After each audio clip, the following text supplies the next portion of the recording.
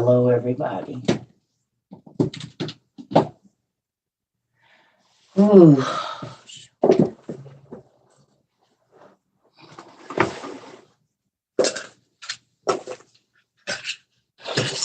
Enough space in here. Hello. Hello. There's not enough space in this place. Not enough space here, Lord. I don't got no more room. Hey, y'all. What y'all doing? Until you had to take a nap? Because I was exhausted. Sometimes these classes take a lot out of me, and I have to lay it down. What is y'all doing? And I didn't. So I'm not responsible. This is a warning. This might not be a children's show. I'm just going to say that. I don't know what's going to go on because I didn't have me little Jesus juice. So I'm not responsible. Hey, y'all. So, yeah.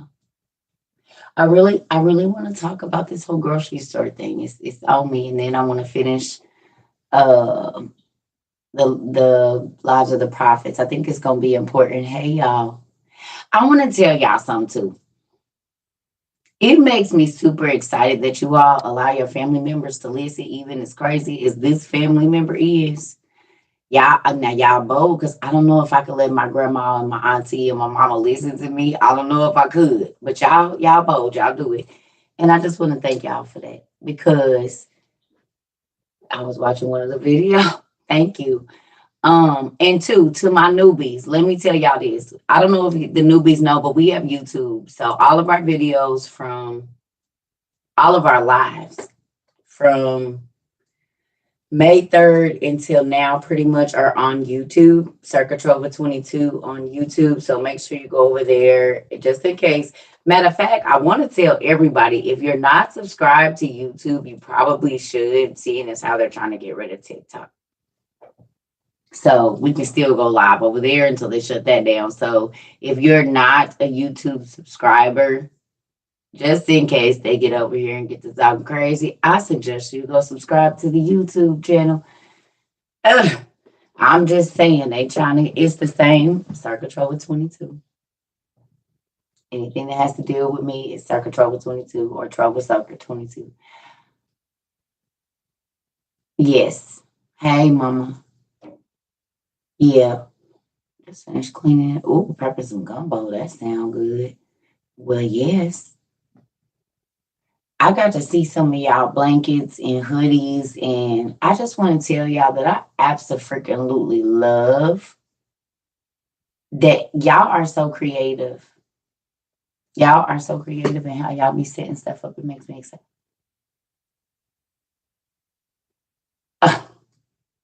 Right. They be over here too. It's just I'll be,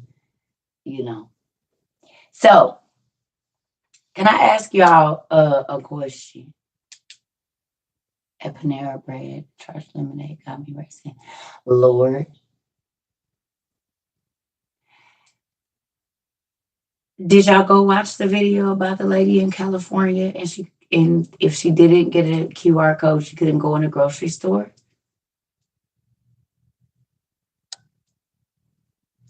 Did anybody go watch it? Anybody? Did anybody see it? That don't do nothing to y'all. Yeah. It's on TikTok.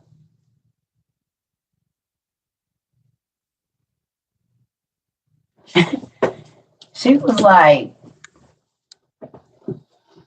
we're going to pretend this is the little, when you used to go into like fun parks and stuff, they got that silver thing at Disney and all of these places, you got to pass through that little bar and it'll open, you scan or whatever. Okay. So she's standing there and she got her camera. She like, so you mean to tell me that I can't come in this grocery store and get nothing if I don't get a QR code? And he said, yes, ma'am, or whatever. I'm paraphrasing now. I didn't memorize the video. And so there's 4 lanes right here. Okay. And there's 4 things with the scan thing that says Amazon 1. She said, so what if I just want to like go in here? Like I would, sometimes you go to the grocery store because you're just bored. You just think you want something. There'll be none of that. There's no cashiers in there at all. Everything is Bluetooth. You set up your code, and as you pick up things and as they move, and when you get ready to go out, it debits your account. You can't even go in a grocery store. And I told y'all back in February, March, April, May, June, July, August, September, October, November, that I already know that I'm probably not going to be able to go in a grocery store. I said that 10 months ago. God told us 10 months ago that by the end of the year, we wasn't going to be able to go in the grocery store unless you scanned in and out. And now, several stores, it's not just Whole Foods, but they're taking the lead. You can't even get in the store unless you got a scan.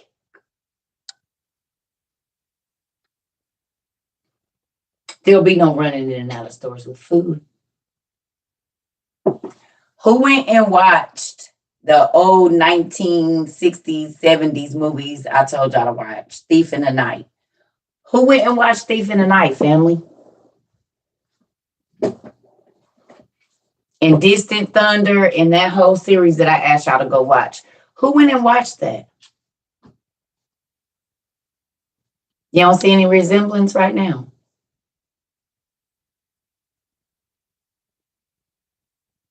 You don't see no resemblance right now to that movie.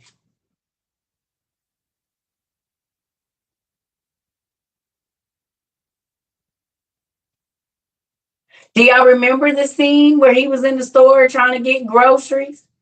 Do y'all remember the scene where the lady was screaming, something's wrong with my baby? The lady said, no, and your baby ain't sick. He hungry. She hungry. Take the mark and you can eat.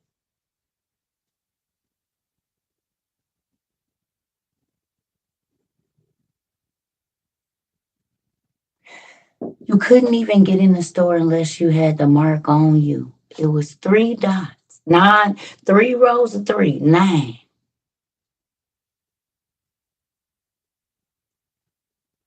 Are y'all getting this? I just hope y'all get this because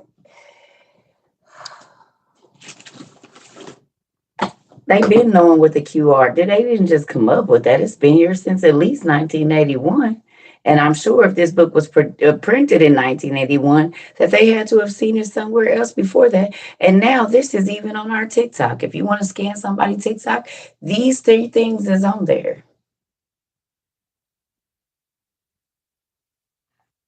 That's your QR scan code because it's only 3 boxes and it's a free one. Your 666 right there. The snake chasing his tail right there. This book is from 1981.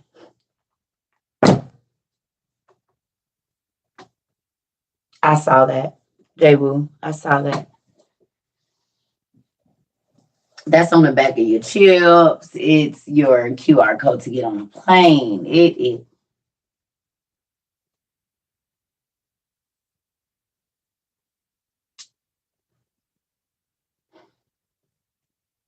I'm not going to say this is not unsettling.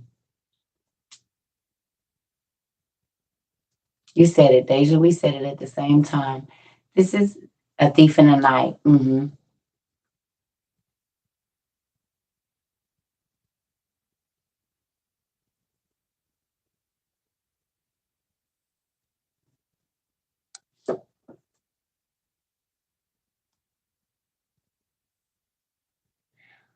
Angel. Angel. Mm-mm. That was when they was going into the promised land. This is a different time. If the Bible says it's about to be famine, then you store everything that you can. And God said in the last days, honey, it was going to be famine. Yeah.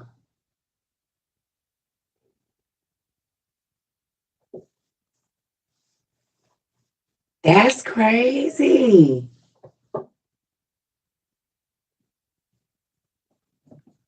Listen to me, family.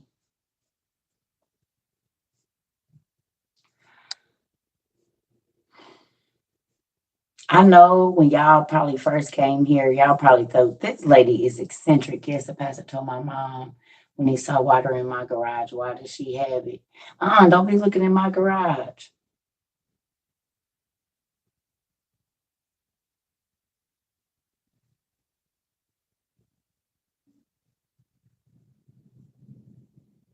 Use it during the rapture. She won't need it. That's, huh?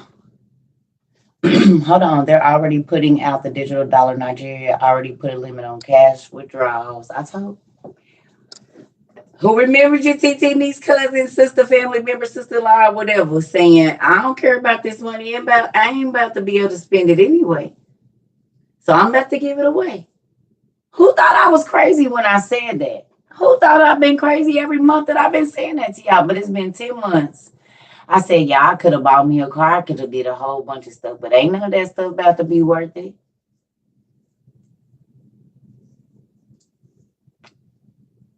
I said, y'all, I'm about to give this money away because I ain't going to be able to use it because I'm not going to be able to go in the store. My husband said earlier that they're going to hit us with everything they got. I'm like, come on. They got mandatory curfews and all of these things.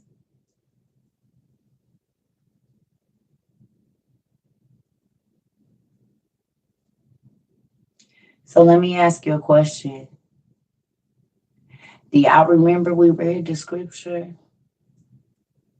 Let's do it. Hold on, I'm about to tell y'all where to go.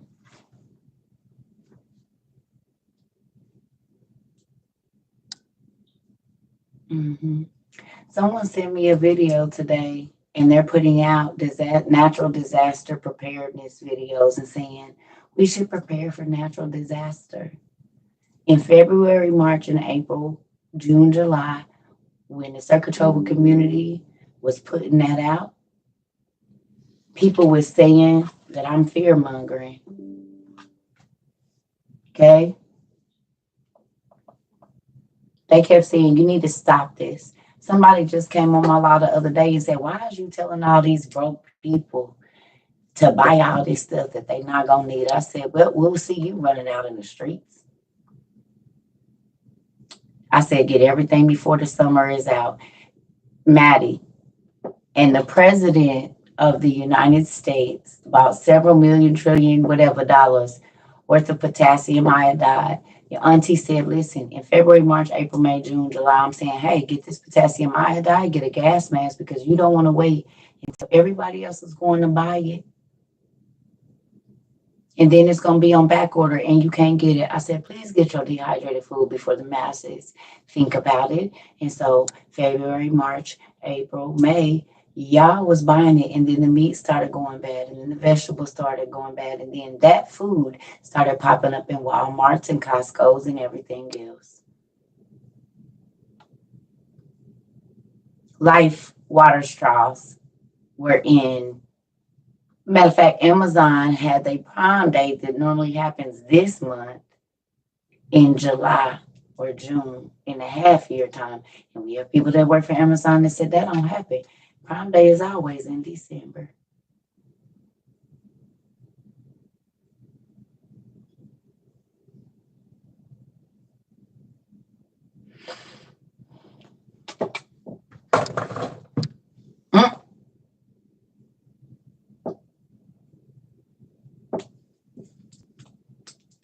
I said, please don't wait.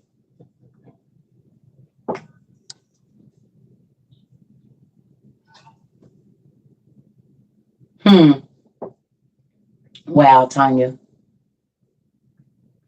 Listen.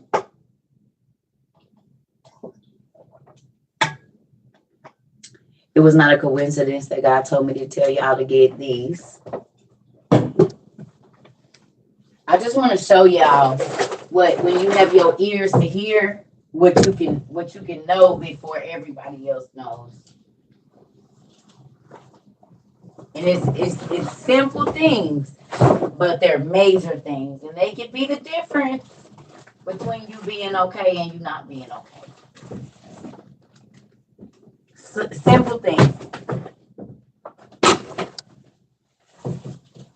Now, we have some people that made it through a blizzard, and we had some people that didn't make it through a blizzard, right? But there are 4 simple things that we drilled in people's head to get for the last few months. And guess what? Some people listened and some people didn't. But I'm about to show you 4 things that could have saved some lives in Buffalo. 4 things. 5. Excuse me.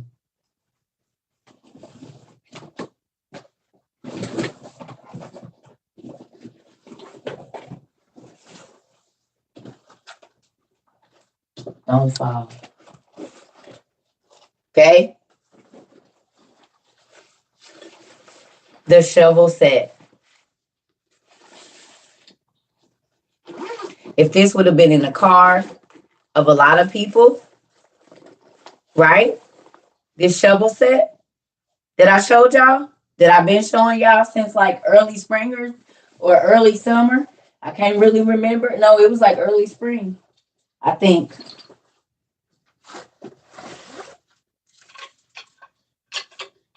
The shovel set, right? The shovel set.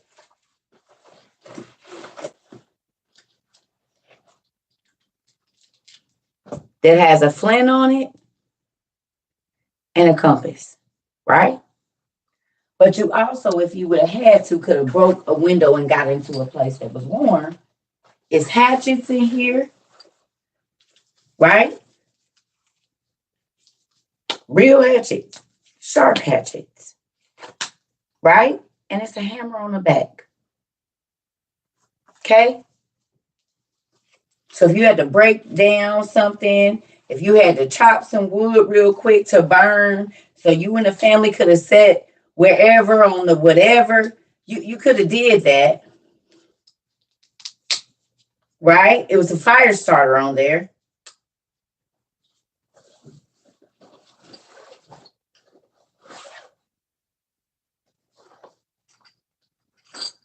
That's the knife. So I'm put that back real quick. You could have dug out whatever it was if you were stuck. If this would have been in your car, because this, even though it was cold, if you had enough time to move around, you could have dug out with this. You know what I'm saying? And you could have found some papers and started a fire in a trash can or something right around you. You know what I'm saying? Because it has something. You got a hatchet, you got a shovel, and you have a fire starter. And a compass. So if you got lost in the blizzard, you got turned around, it's a compass. You know what I'm saying? But you could have started a fire. You know? Even outside, you could have did that. If you were stuck in your car, you could have took some papers out the trunk, whatever it was, found some kind of container around and started a fire. Right? In the house. Butane stoves. If you had 2 or 3 cases, the family could have went in whatever room and you could have just had this going with a pot of boiling water. Kids, stay away from this. Keep the little babies wherever. But you would have been warned. No carbon monoxide poisoning or dioxide, whatever it's called, poisoning if you have 2 or 3 cases of this. Plus, don't nobody gotta be hungry, because if you already have like noodles and soups and things like that, pasta and a can opener, you good, right? We talked about that. How many times did y'all hear y'all TT? Hold on. Niece, cousin, auntie, sister say, please get one of these for every single person in your house. I said, if the temperatures go below freezing and y'all have to bundle up, you definitely need one of these for each and every person in your house.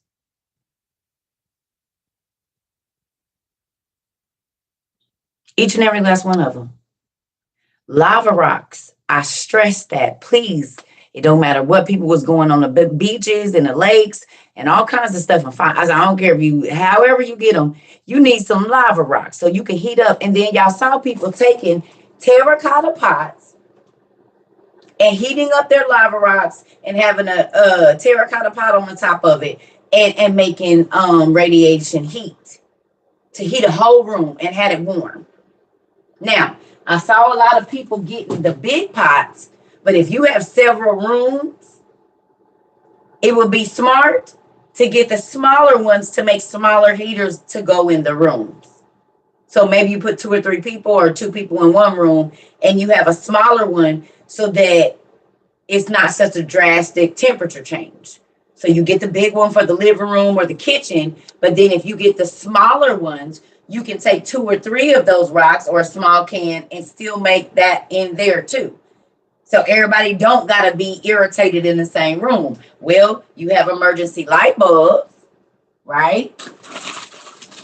It's here somewhere. I think it's there behind there.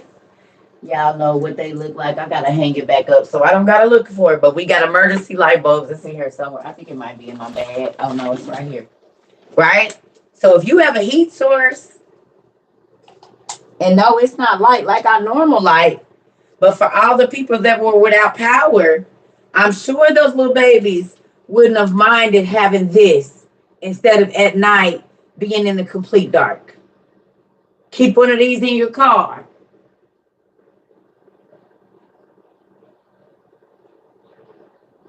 This is more light than nothing. You don't got to go to the bathroom and be scared. The babies don't have to cry. And it can be put in the lamp if need be. You know what I'm saying? Like, if it's charged, it's going to work.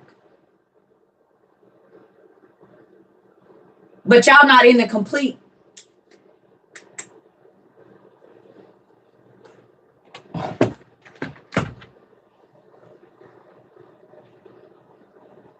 Which do you think your kids would rather have? So instead of buying crab legs and BS and going out to party, parents, I'm sure that my nieces and nephews would rather have this in their room. And you can hang it or whatever you're going to do with it, but it's not completely dark in here. And this isn't completely charged either. But you can see everything that you need to see. I can see the door. I can see everything.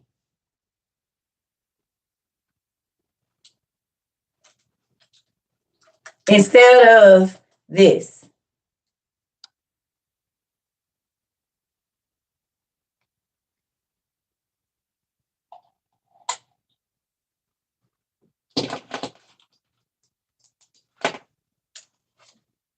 $40 can save you a lot of stress.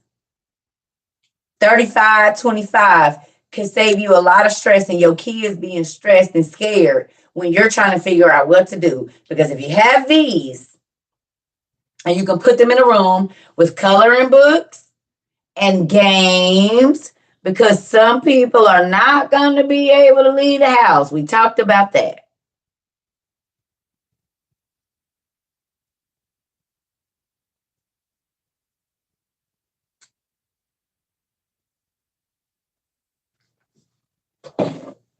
It might not be a lot, but if you in an apartment or a place where you can't just have a generator running, get 4 or 5 of these for your house. It's not the best thing, but it's not, you're not completely without power. If you get one for everybody in the house, if it's $40 or $50, get one for everybody that has a device.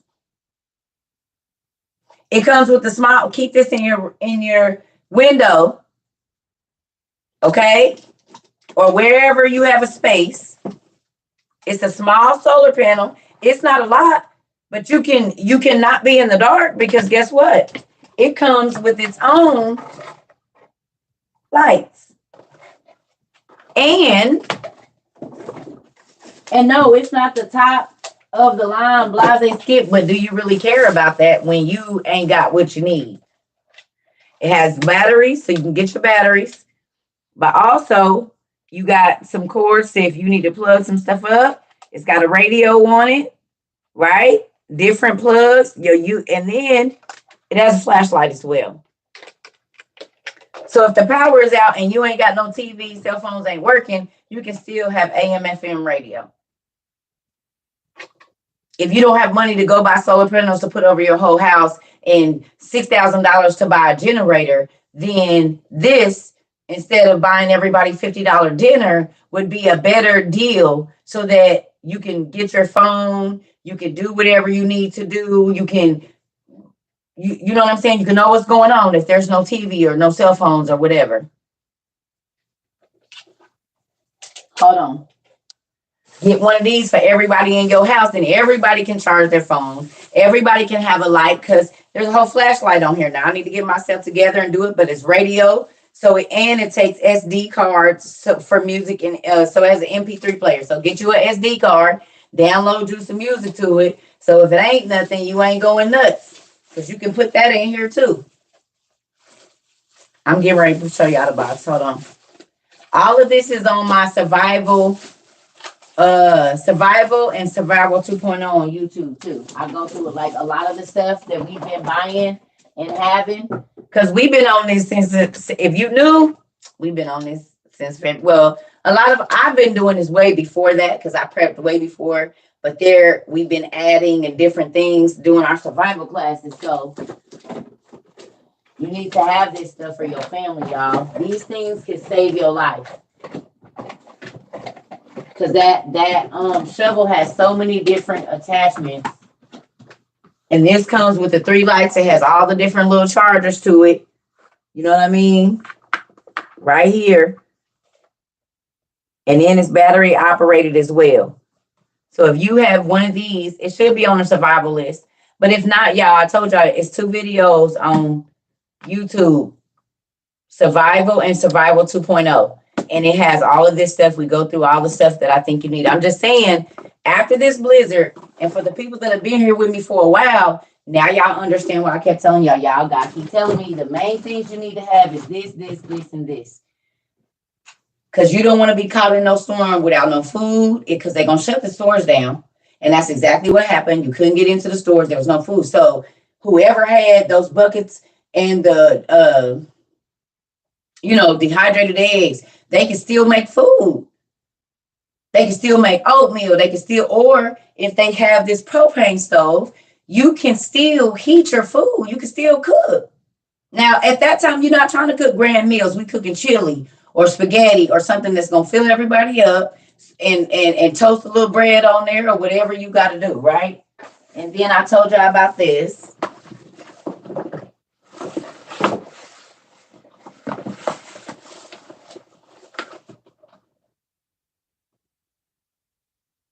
They have other ones for bigger families that you can set a whole cast iron like pot on it out in the sun and it'll fry. If there's no gas and no electricity, you can still cook. Now, this is like a 1-person type serving, half a pound of meat and some vegetables, but you ain't gonna starve. You got a crank pan radio. Yep, I have another one that's out in my storage, but that's one that I got for this, and then it has the solar power thing to it. And right, because now they have one that you can hook propane to it, I think, or some type of, it's like dual. I want to say propane or some type of gas or something. So they have a new one that's solar and that. Okay.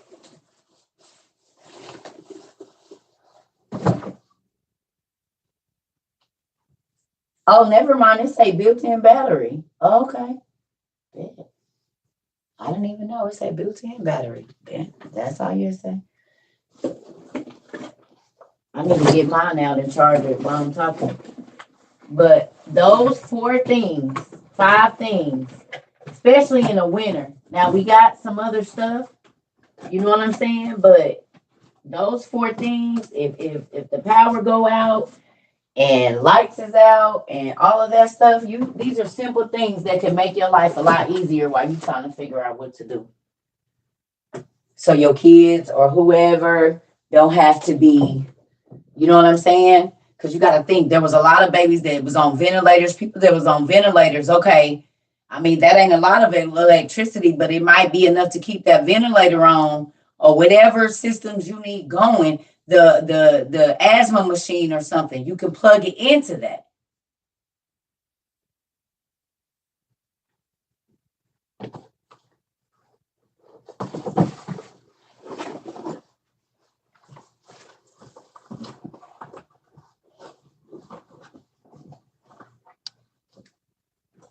You see what I'm saying? If that's the only thing that you absolutely have to run, you can plug that asthma machine or the ventilator or whatever into that and be okay. At least until the emergency people can get there, you can figure it out. So you ain't in the dark. You can heat the space. You got warm blankets to where even if y'all have to huddle up in the same space, everybody got their regular blankets and that wool blanket, which is what the Army people use. And people, they camp and stuff. So you gotta not blow your money. Okay, let me ask you a question. The people that have been here, and I've been telling y'all all year, please don't blow your money. If you're going to spend money, please spend money on these things because it's going to be very important very shortly. No, I'm not going to show them again. But what you can do is go to YouTube and look up Circuit with 22. And I have 2 videos where I lift up every single thing I have. The dehydrated food, everything is there. Yeah, because all that stuff is in the closet going back. Yeah, Circuit with 22. Look up Survival and Survival 2.0 and you'll see all that stuff.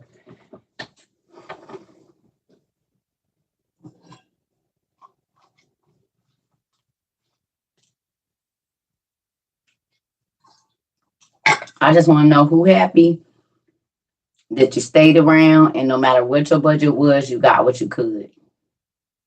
You're welcome.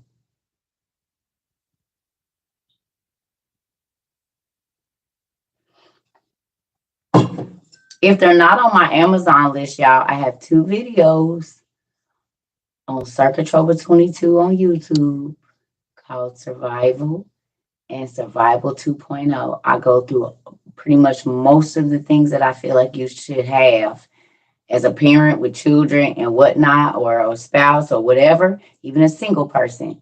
There's 2, 3, almost 3-hour videos, so 6 hours almost of stuff. Me going through everything I feel like you need. So if you want to know, that's where you're going to go get that information. I done looked that stuff in here 1,000 times. It's all right. Yes. I don't know. I have no idea. They were saying they got gas masks for dogs, and you can put gas masks on them. And I mean, I don't know. I'm not gonna lie to you, but I know dogs can take the same pills that we have. You just got to cut it down. So I'm thinking if we can take potassium iodide, you need to see how much you can give them. You just added everything to your Amazon cart. Okay. Yeah, they about to be. And I want to say real quick, I don't like that Amazon is raising the prices on everything that we do. That does not make me happy. Absolutely does not make our books anyway. It makes me really sad. Nah, y'all prepared because of God, girl. It don't have nothing to do with me. He kept telling me to tell y'all. You can get it in stores like Walmart got all this stuff. I don't know. It's in the camping section. It makes me so sad.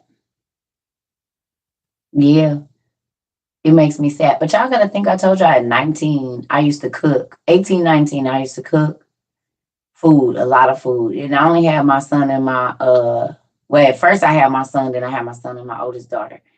And I was like 19, 18, 19, 20, and I would cook a lot of food and invite people over. And those videos I showed, those movies, Thief in the Night, A Distant Thunder, and all of that.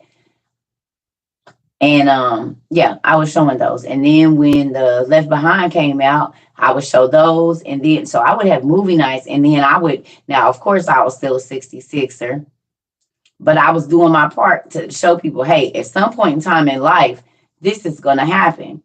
And it was a lot of people that thought I was crazy, and they was like, don't listen to her and all of this. And I was like, well, it ain't happened yet, but it's coming. And I said, I'm gonna be the crazy person that everybody be looking for at the end of the world, and I'm gonna be put up somewhere, and God gonna, and they would laugh. But guess what? That's exactly what happened. That's exactly what happened. And now it's a lot of people that I talked to years ago. I've known from school. They used to call me crazy and stuff. And now they trying to find me. And I be telling folks, you better not, because you won't know you won't be talking to me either. You will not be talking to me either.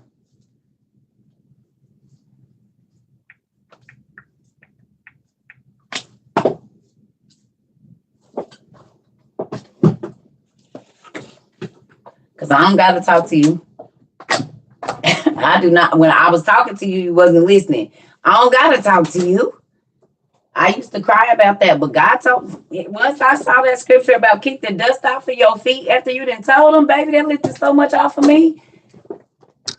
And that's why even now, take it or leave it. I don't care. I'm just telling you. I don't care.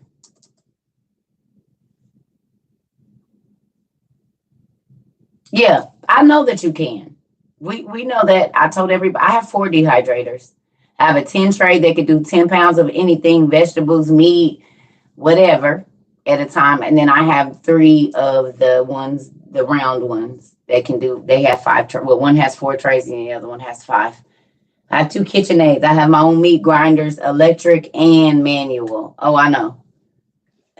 All 3 sizes of the old ones that you hook to the counter. I got all of them too. And I got all my outside cast iron things that if I need to dig a hole in the ground and make an oven, I got all of that stuff.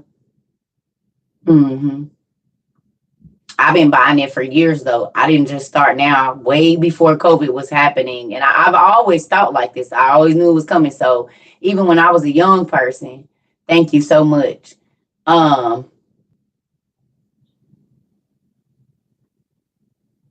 mm, I don't even see your face. You talk about you in love with me. What do you even look like?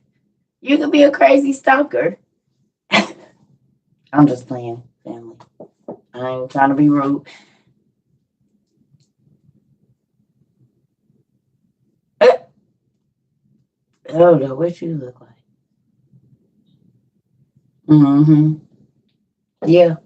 So I told y'all I'm not responsible. Matter of fact, let me go put some juice in my cup. I'm gonna run to the bathroom and then I'll be right back and we go do it. Look, Patty, ain't her?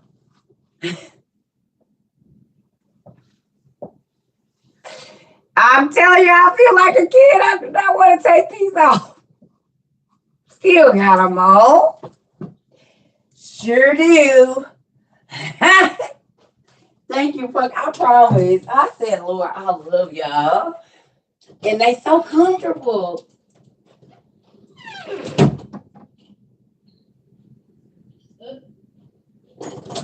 So y'all gonna let me forget my cup? Really? Kind of failure, y'all.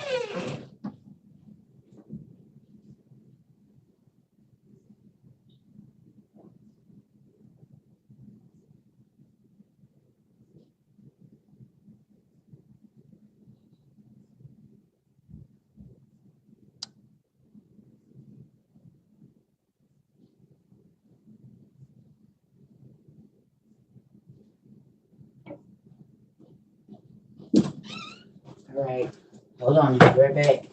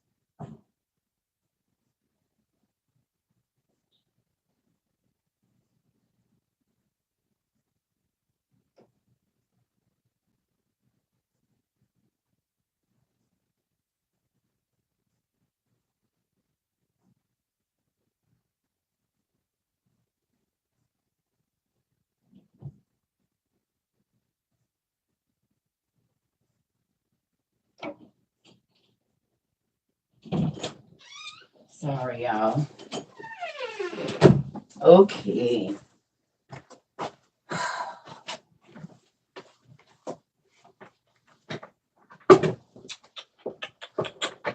So, real quick, and then we're going to go into what we was on earlier. I need y'all to go to Hosea 4 and 6, please, on Bible Gateway, please.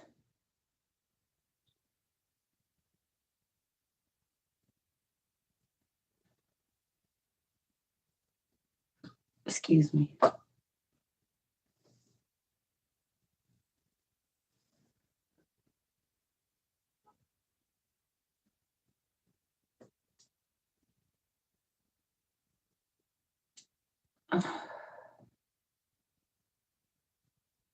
Thank you. You ordered 3 books to add to the main 2 classic books. Hey, nephew, you started your list. I told you I ain't about to be no weave. Once God told me what was coming in 2016, 2017, I said, oh, yeah, well, let me go and start prepping now. Because it ain't about to be no bundles. And I was a little in the BHB club at that point. So I was like, yeah, let me go and get started on this natural. I didn't forget my juices right here. Y'all want to see some? I love my family. I sure do. Listen, just as crazy. Where is it? Up there. Everything glow in this house. Every single thing. Look at my gift. So if we do get to go back outside and I get invited to a barbecue, I'm definitely taking it with me. With my glow in the dark shoes. I'm going to be at the pool party all the way right. You hear me? If we do get to go back outside, I'm going to be where I need to be. Have my hoodie on just in case it get chilly, and it's going to glow in the dark. So then what you just said, I'm ready. Let's do it. I'm ready, y'all.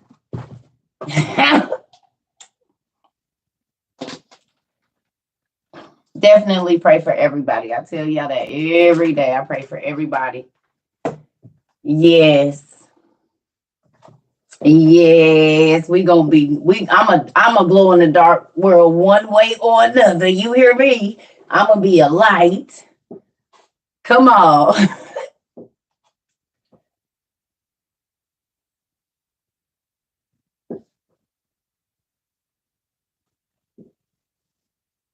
When am I gonna get dressed and give you the ultimate learning experience? I don't understand. I'm dressed right now. You don't see me in my finest of linen? I'm in my finest of linen right now.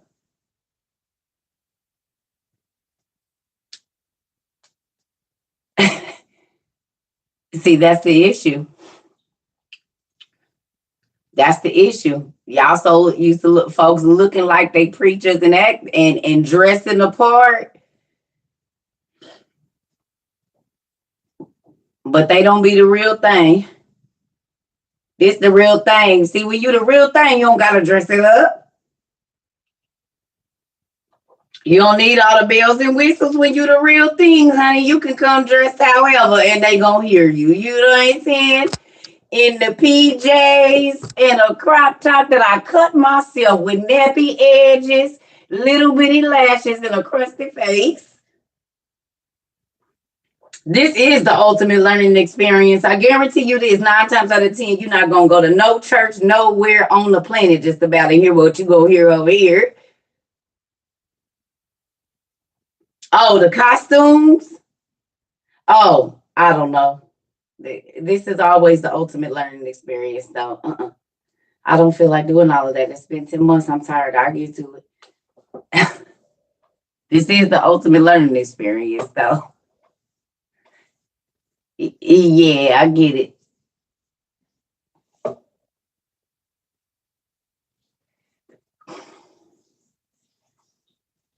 Yeah, sorry. Yeah,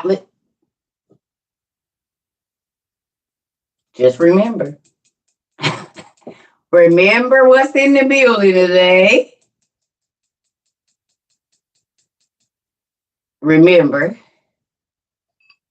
Remember who's visiting. Remember who's visiting now.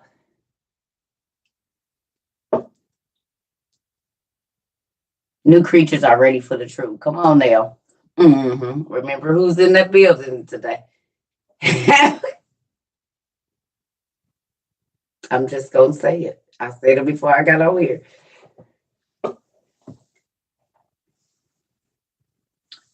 Yeah. Right. All right. Yeah.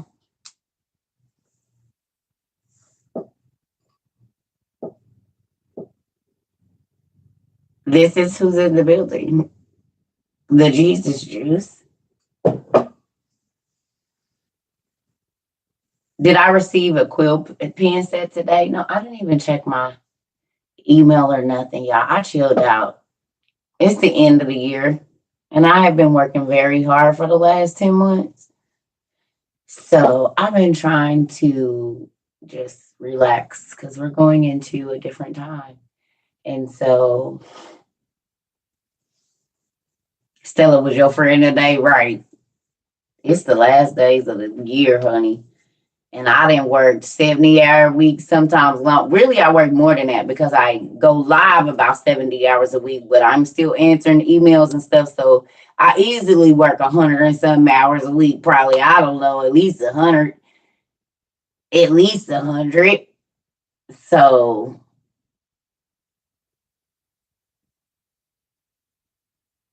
yeah, I've been not doing a lot.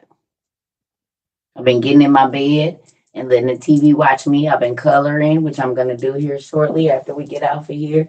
Because it's the last days. You know what? And for people that think, oh, whatever, I teach more than the pastors do.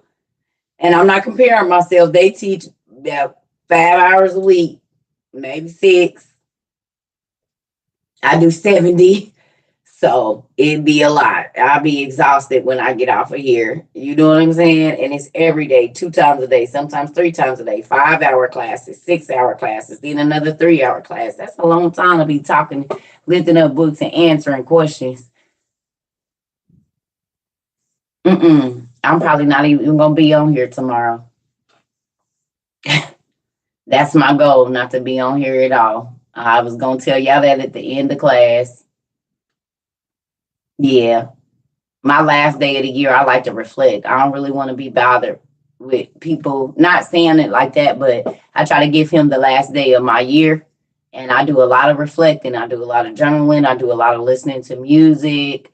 Yeah, no, because I'm going to give him the first day too. He said, give me your first. Don't give it to the club. Don't give it to nothing. So now I'll be in Solitude tomorrow. Oh, no. Mm-mm.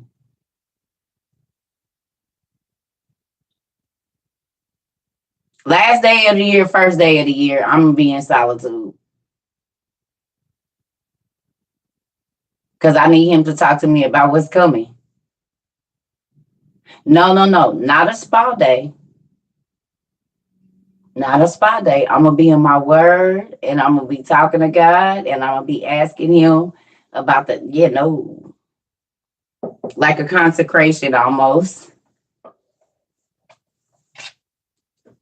Yeah. Yeah. And y'all should seriously think about doing that as well.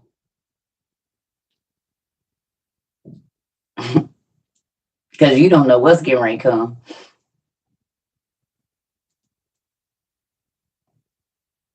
I'm not about to start the new year out doing a whole bunch of stuff that he's not pleased with. I need to make it through this and through the next year.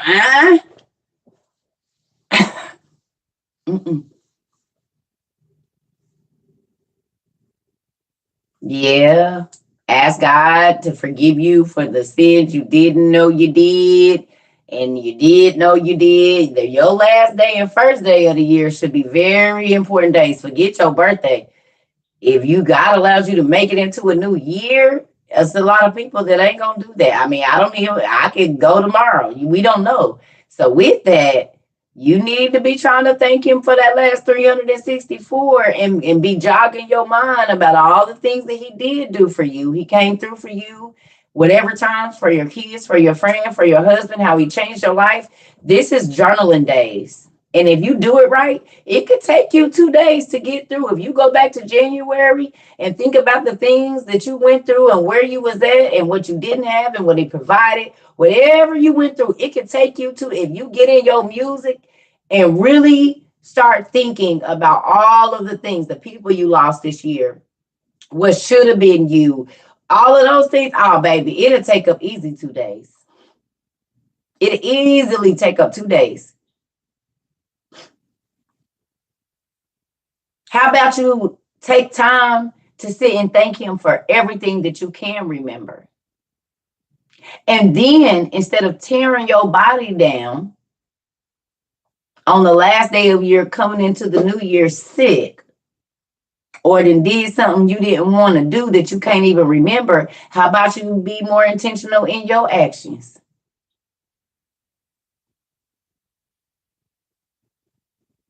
You found the old book. Could I send them to you? Sure. My P.O. box is on my website down at the bottom. Probably not. Probably not. I mean, y'all spend so much time giving everybody else. Have you gave God a whole 24 hours before?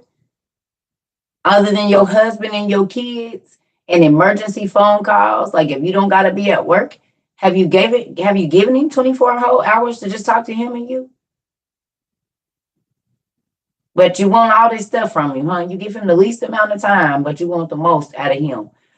You'll give your boo 24 hours. If he want to take you on a vacation and say, leave your phone unless it's an emergency, you'll do it for him. If your dude say, I want you, your undivided attention, or your whoever, your little boo say, I want your undivided, I don't want you on Instagram, I don't want you, I just want it to be me and you. So why you can't do that with God? You'll tell your kids, leave you alone if your boo come over. And be in the room all day.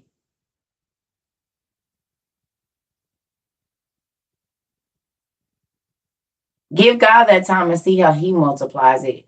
See what he tells you. Maybe don't do talking. Maybe sit and listen to your favorite songs, gospel songs or whatever. Adele is another person that makes me think really, deep. So I'll put on, it don't have to always be gospel. Sometimes I put on Adele and different singers that make me kind of emotional. And then I just jog my mind, not to relive the past, but to go back and see what God brought me through. And I write about whatever comes to my mind and tell God, thank you. Thank you for keeping my kids safe through this whole year. Thank you for keeping me, healthy enough to do whatever it is. Like, these are things we take for granted. If it ain't too cold where you live, sit outside and look around your neighborhood. Look at your cars and go in your garage and all the stuff you need to get rid of. Well, I remember a time probably when you didn't have it. We all had them moments when we was hoping and wishing and praying for the stuff we ready to throw away now. Go through your house in the last day of the year and say, God, what can I use in here that I can bless other people with? It ain't about spending money. What do we not use that another family might be able to use? And this could be the blessing of their new year. You got new neighbors moving in and you see they don't got much. What do you have that you can give them?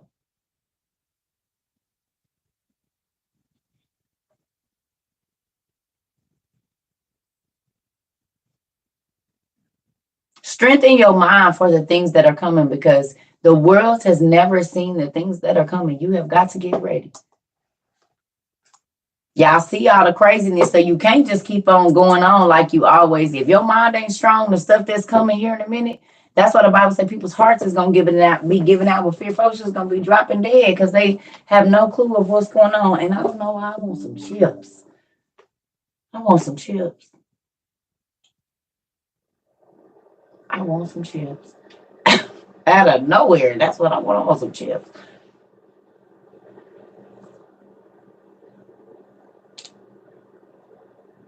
You have two families who lost their homes by fire. Where were you at? Where you at? In New York? Oh, Lord.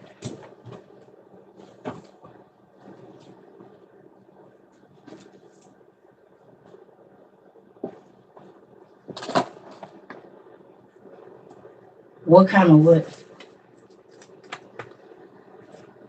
In Alabama? It's people you know?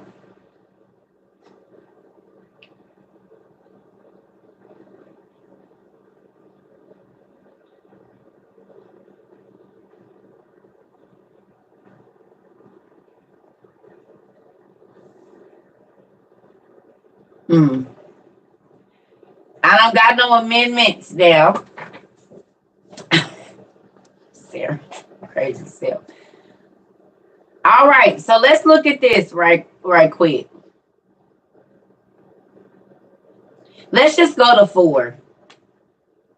Yeah, I just want some chips. I don't know. I think it's the salt. It's probably just the salt. I'll probably go eat some pickles.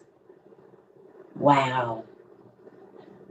The doctor and a niece at your church. What is your pastor saying? Are they going to help?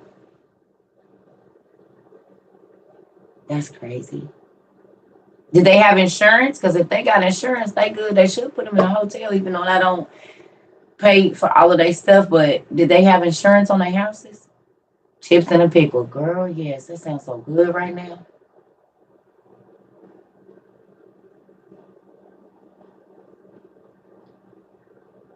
Okay.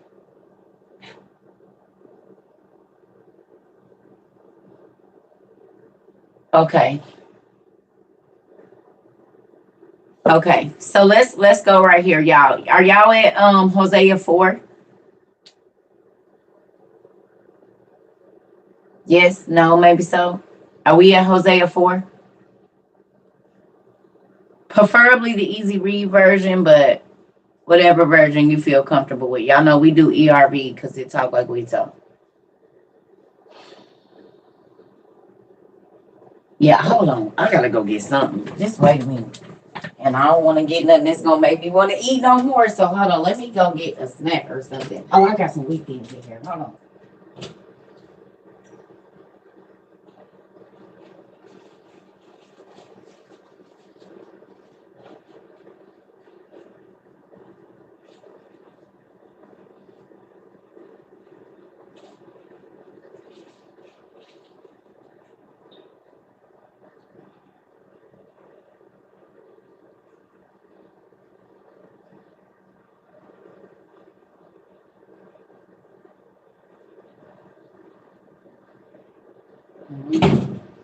I hit it.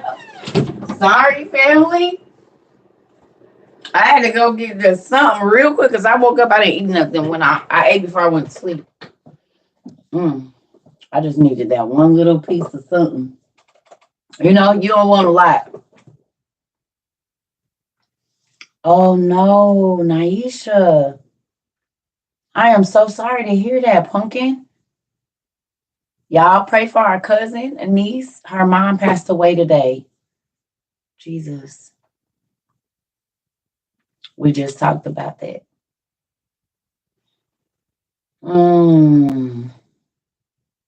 I am sorry to hear that. You let us know if you need anything, okay? You hear me? Everybody said you are in their prayers, honey.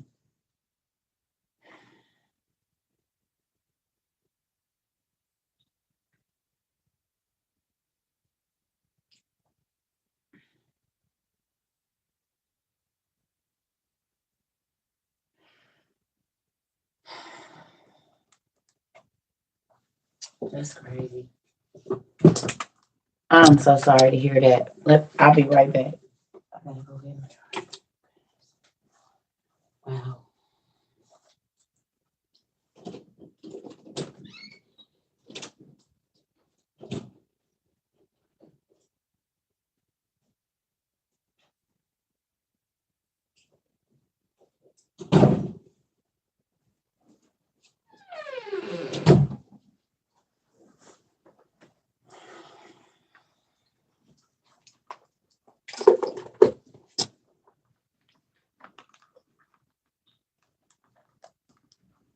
Okay, Naisha, I don't know if you want to be on for this class because we are going to be talking about the lives of the prophets and kind of them where their final resting places. So I don't know if you want to be in this class today. I love you, and I don't want to like make you feel no type of way.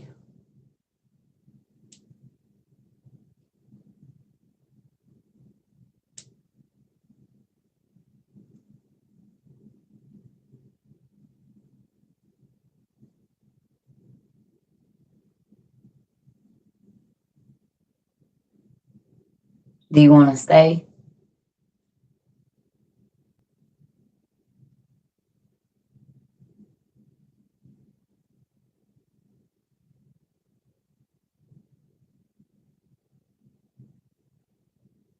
Everybody on TikTok says sorry for your loss, honey.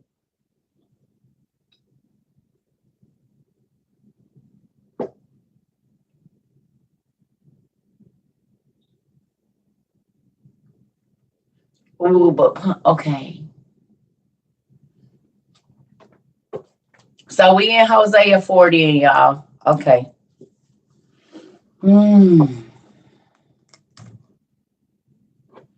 Man, I'm telling you, yeah.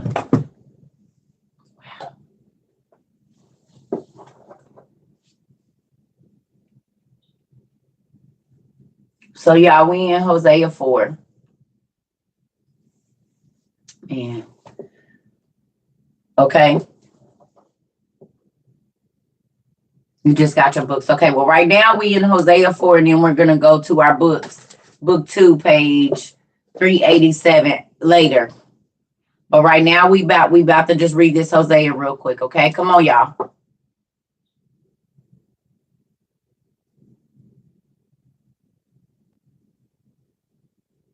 Okay. So it says, people of Israel, listen to the Lord's message. The Lord has something to say against those who live in this land. The people in this land are not honest or loyal. They don't really know God. They are always cursing and lying and stealing. Cursing, lying, killing, stealing, and committing adultery.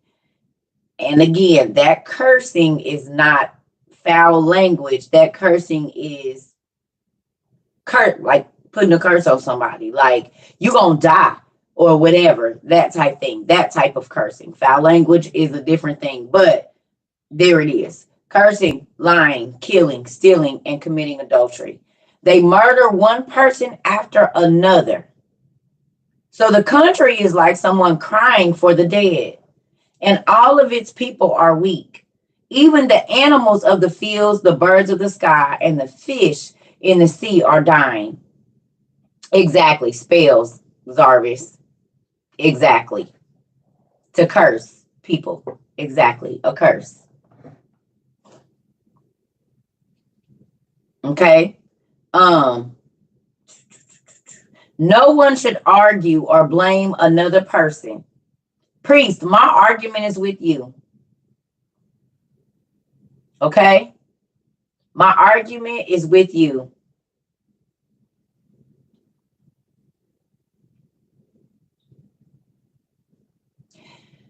No, cursing, like wishing bad on people, using your words to what is a curse?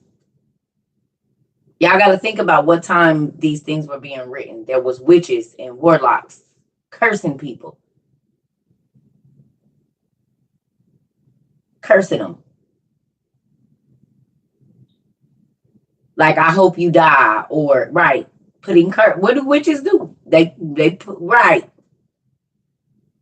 casting a spell, those things to curse a person, to wish harm or catastrophe on one. Exactly. Okay. Right. Right. So no one. Okay. All right. So everywhere. Now we're going to do this again because I just need y'all to see. We already read this and then we're going to get to the lies of the prophets. Okay. Hexing. Exactly. So wherever it says priest, I'm going to put minister, pastor, bishop, whatever comes to that point. Okay. Because right now we have priests, but for most of us, the person that we serve under is called a pastor, a minister, a bishop, or something like that, right? Not that they're not priests, but we don't really. I mean, some people do. Yeah, y'all know what I mean. But we're just gonna put pastor there. So it says, no one should argue or blame another person. Pastors, my argument is with you. You pastors will fall in the daytime. And at night, the prophet will also fall with you. I will also destroy your mother. My people. So where it says my people, I'm going to put church people. Folks that go to church. Because this Bible is not written to the sinners, it's written to the church. So church people are destroyed because they have no knowledge. He did not say the sinners are going to be destroyed because they don't have knowledge. He said, my people. And when we looked up destroyed or whatever, or perish, perish means to die an untimely, violent death.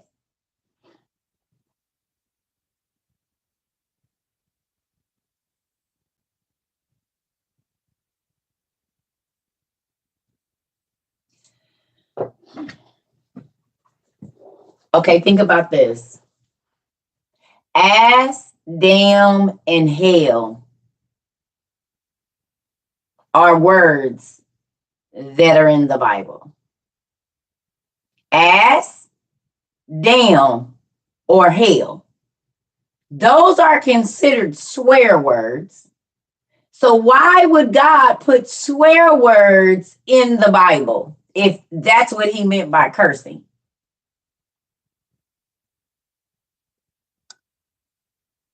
If he don't want you to say it, why would he run it through his whole Bible? Make it make sense.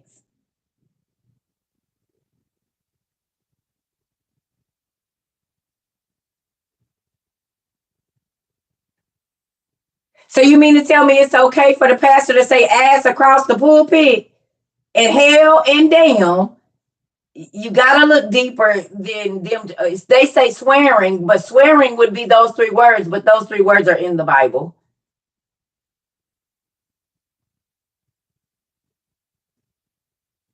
But back then, because people were doing witchcraft, they were putting curses on people, like using love spells, like the lady in Joseph days, the Memphis woman, poison, potions.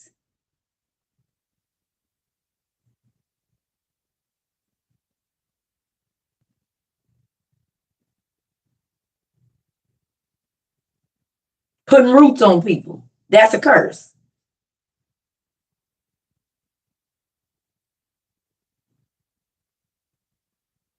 You want him to fall in love with you, get this, get that, do this, do that, write this on there.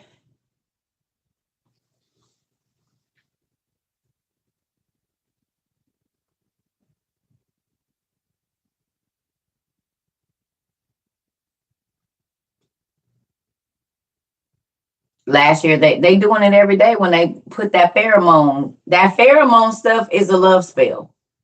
That pheromone spray, love spell. Swearing also means blasphemous, right? Cursing God. It's okay, but you got to look deeper. That's all. Okay, so come on.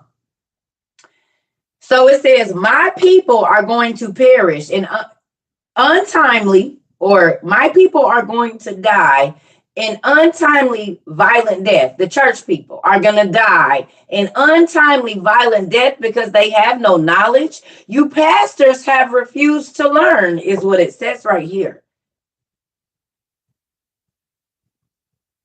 You pastors have refused to learn.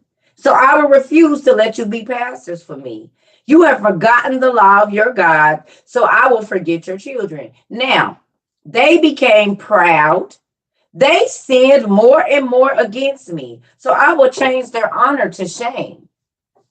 The pastors fed on the people's sins. They wanted more and more of their sin offerings. So the pastors are no different from the people. I will punish them for the things they did. I will pay them back for the wrong things they did. They will eat, but they will not be satisfied. They will commit sexual sins, but they will not have babies. Because you got to think, back then, if you wasn't producing, you wasn't a blessed person. Okay. This is because they left the Lord and became like prostitutes. Pastors do not preach if they're not getting paid, and hoes don't move if they're not getting paid either. Hoes don't perform if they're not getting their cash, and the pastors is saying the same thing. Hoes won't start treatment, and so do the pastors.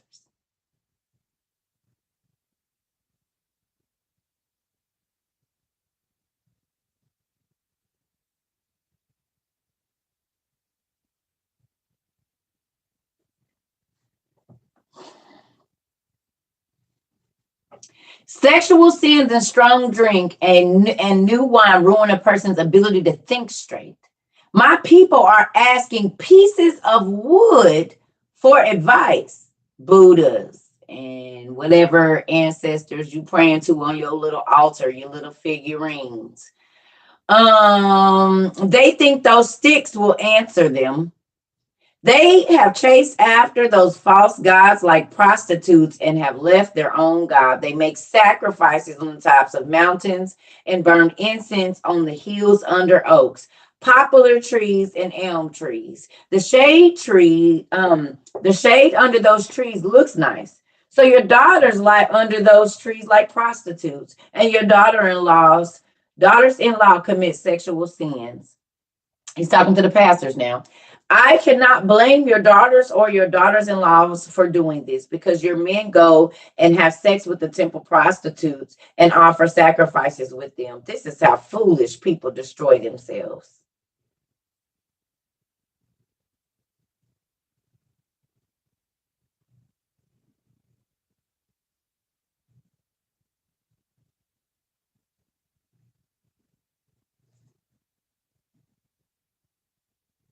Yep, it's right there.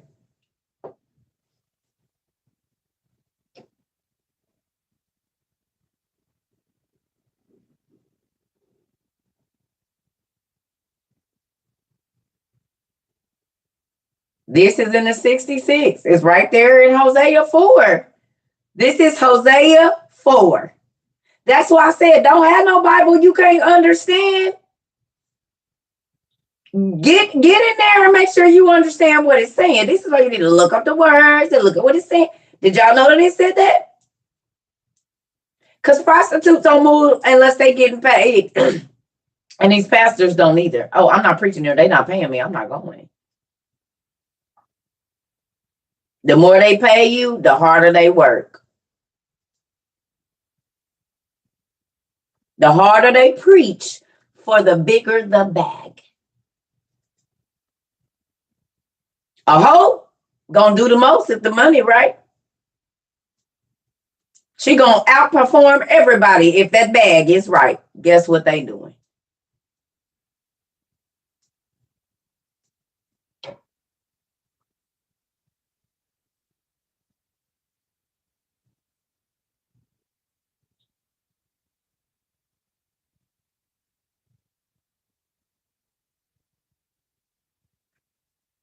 Pastor ain't going nowhere unless they know they getting a check. Ministers ain't preaching nowhere unless they know they will not preach for free nowhere.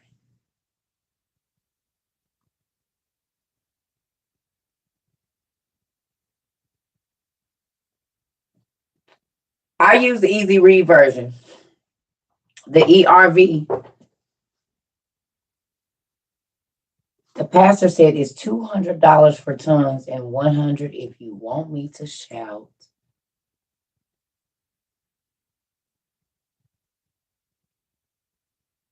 You heard her pastor say she wasn't preaching unless she see the money first.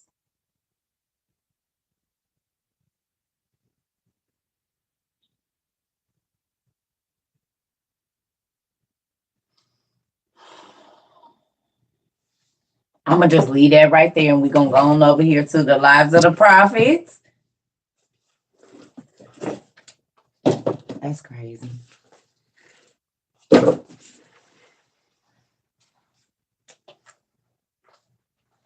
We reading it right now. Hosea 4. Did you see what it said at the top? You didn't see what it said at the top of that? Oh, can we read a scripture about what he said to the angry people? We just read it. The Lord is angry at Israel. We literally just read that. And he was talking straight to the pastors for taking money, prostitution. If you only gonna go if you getting paid, that's what else do. Period. Y'all know. Get that, and leave. That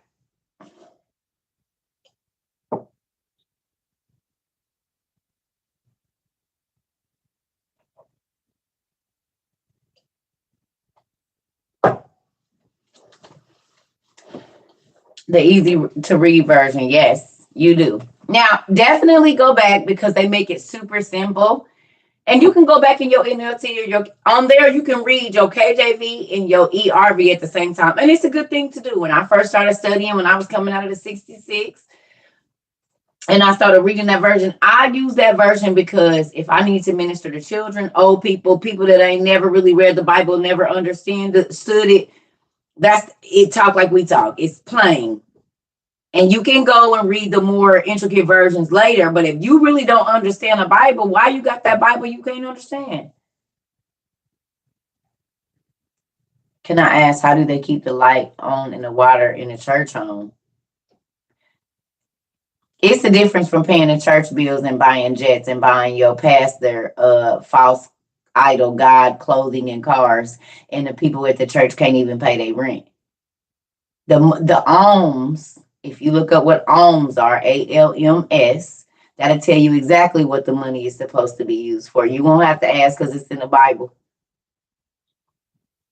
Just look up what alms is used for, and that'll answer your question right there.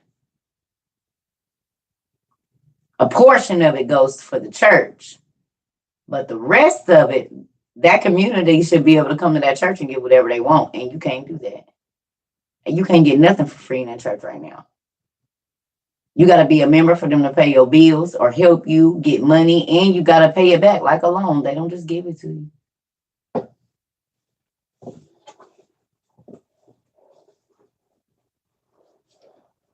So,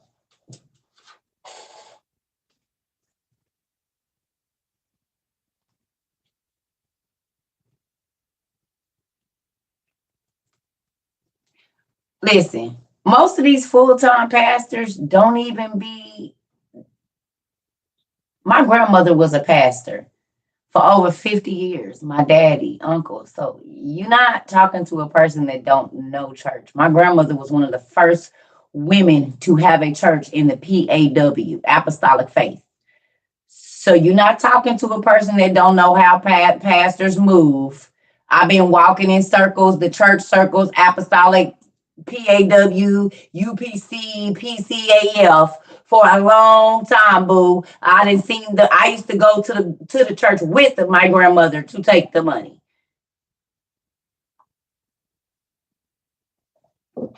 So when y'all asking these questions, trying how to pay, I know exactly how it go.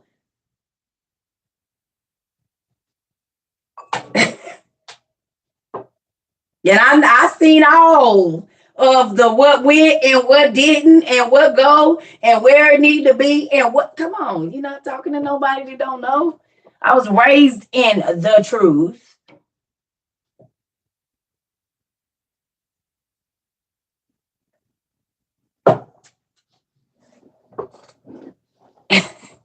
This ain't for TikTok. This been my life, my whole 42 years, believe it. My mama got saved at 17. My mama got filled with the Holy Ghost, so she been in the Holy, and she about to be 66. This coming up year, she will be 66 if she ain't 66 right now. So my mother has been in holiness for over 50 years, basically. 40 something, 50, almost over my whole life. Longer than my whole life. So yeah, I know the whole church game. Been seen it, been there, done it 1,000 gazillion times, honey.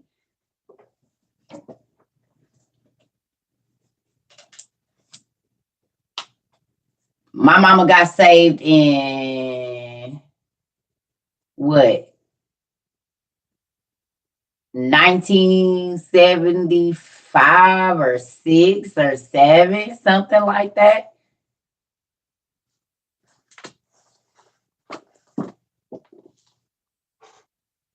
It is a full-time job. I do know. I work 70 or over 70 to 100 hours a week. And I teach 10 hours a day most times. I do know. And I still have to counsel people. I still send out the word. We do a lot around here. I do know. I totally understand. And I got, oh, yeah. Hell no.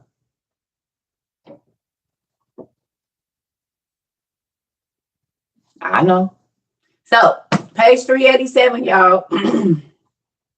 We about to read about Jeremiah because I'm not going to be on here long. 387, book 2. Many pastors drop out because they could not feed their families. When did it say they couldn't work? The Levites worked. They had land and everything. They tilled the land. The Levites worked. The Levites worked. They worked the land. They had animals and everything. The church had all of that stuff because people had to donate a portion to the church for that reason. This the thing.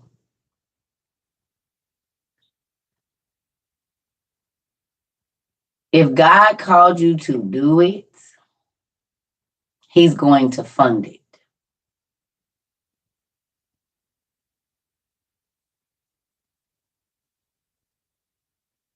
If God called you to it, He gonna fund it. I didn't never see one place where the prophets went where God didn't tell them, just go there. It's already a man or woman waiting on you. So maybe that ain't what you're supposed to be doing, because everything that God told me to do, He fund this. The tens of thousands of dollars a month that we send out in books, He funds it.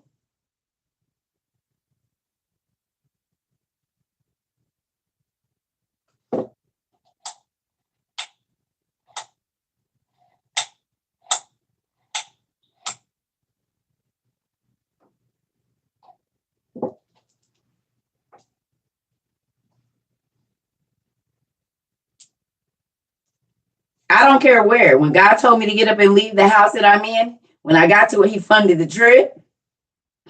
He'll let people that ain't called me in 10 years be like, you been on my mind. Some told me to send you some money. God about to fund this, what He just told me to do. So if you have to keep funding it, then maybe God ain't telling you to do it. Because anything God tell you to do, He's going to fund it.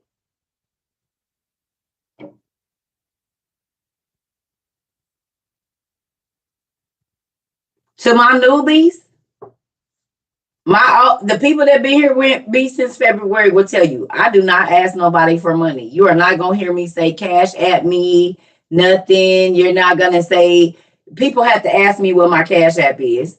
And then I'll be like, it's up there somewhere. I don't know.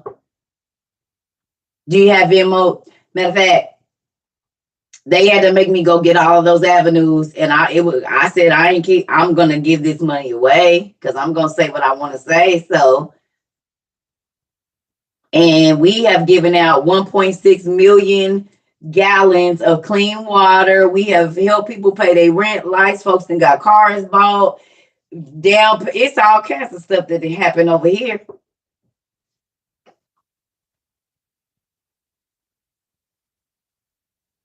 Y'all was on my head about that Cash App. I was not trying to do it. I'm like, listen, this ain't about the money. Y'all made me go get the P.O. box and all kinds of stuff. I do not sit on here and beg for money.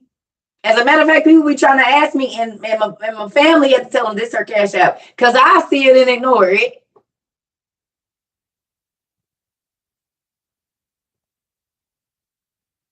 All of the money that has come from TikTok and YouTube goes to bless other people, minus classroom tools, like whatever we need to keep this going or to update it or whatever. But those are all things that are written under our nonprofit organization. If I had to go rent a building somewhere, these are all things that I would have to do to be able to do what I do. And I do about 10 people's job by myself.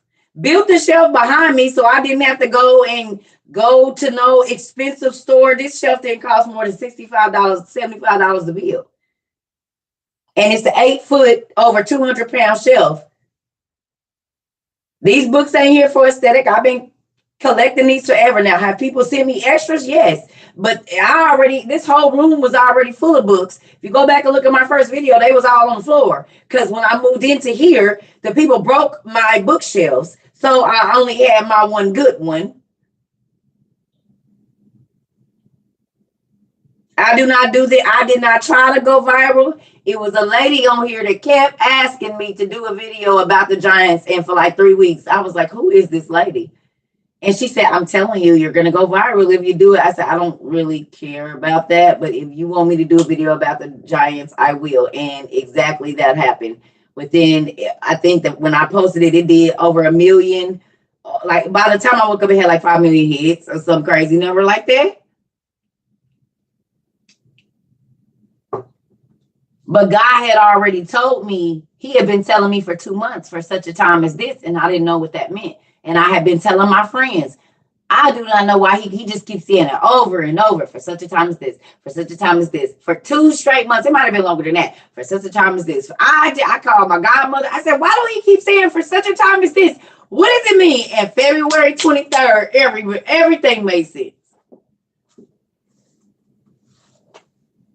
Everything makes sense. And today, December 30th, my grandson's first birthday. I've been a grandma a year today. Every single thing that God had me do made sense. Because guess what?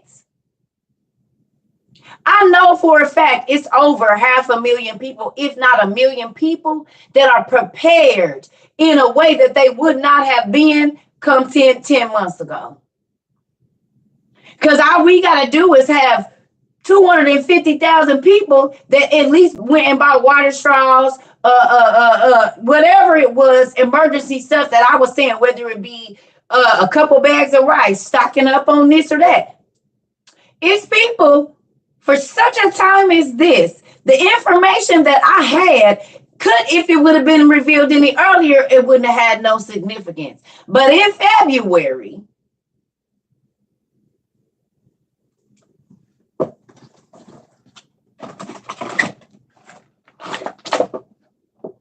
each one of these straws filters 1,100 gallons of water. It comes with 5 in a box for $40. So this is 5,500 gallons of water. 6 years worth of water, because the average person, they say, drinks 183 gallons of water. So if you got 4 kids and it's you and your husband, get 2 boxes. Got more kids, but this is basically 6 years worth of clean water. You must be a pastor or a pastor's wife. Don't worry about it, baby. Listen, I'm not a pastor. That ain't what God called me to do.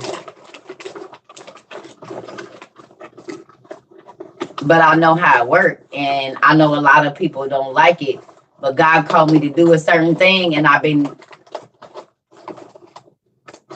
calling pastors out since I was 10 years old. The first time I got kicked out of church, I was 10. And I told this person, my grandmother, the Spirit of the Lord is no longer here. And that's exactly what happened. That church went down to almost zero, and I was 10. So people don't always like what I say. It's okay. It don't have nothing to do with me. And it's been going on ever since. I have a calling, and I'm going to do what God tell me to do. And if it ruffle feathers, it ruffle feathers, because I ain't standing in judgment to y'all. I'm standing in judgment to the King of Kings and the Lord of Lords. And it is what it is. Everybody's calling is different, but you don't have to beg for no money if God called you to do it. He's going to fund whatever it is that he has you do. That's why when the people came talking about we got to pay the tolls and whatnot, he said, go down there and look in the fish mouth. Isaiah, go here. It's going to be a lady or a man, a person. Onesiphorus was waiting on Paul. And Onesiphorus literally means prophet, not prophet like prophecy, but money bringer. God had him meet the richest man in the city, or one of the richest men in the city. And he said, anything I got is yours. Whatever you need from me, I got it. And whenever God took somebody somewhere, if he told them to go, it was already somebody waiting there with whatever they needed in their hand. No, I know what's going on. But maybe some people be walking in a calling that other people told them to be in instead of what God told them to do. Because if you do what God tell you to do, baby, I've been walking this world since I was 11 years old with no money, no cell phone, no car, no nothing. And God then took care of me in every place that he told me to go. And probably didn't spend more money than most people have ever seen in their life. No joke. And all I did was go to the places where he told me to go. So if you walking up, remember I told y'all, I said, if you walking against what God, it ain't saying you doing nothing wrong per se.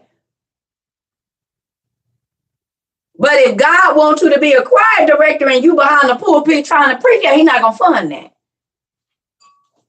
Because that ain't what he called you to do. It's a lot of people that let their church friends and stuff tell them what and they people tell them.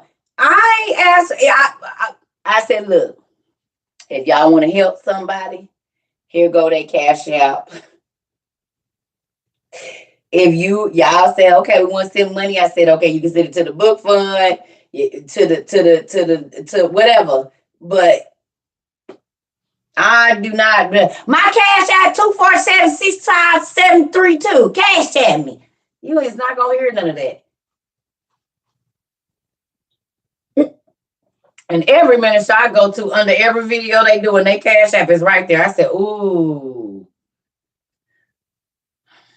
I was gonna listen, but I saw that. I gotta go.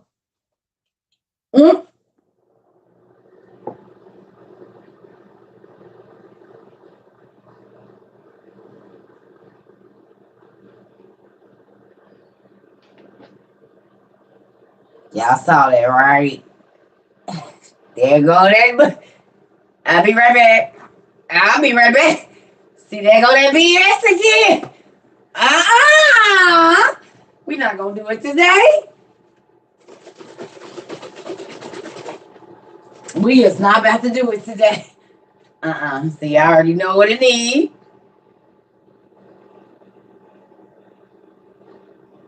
And y'all wonder why.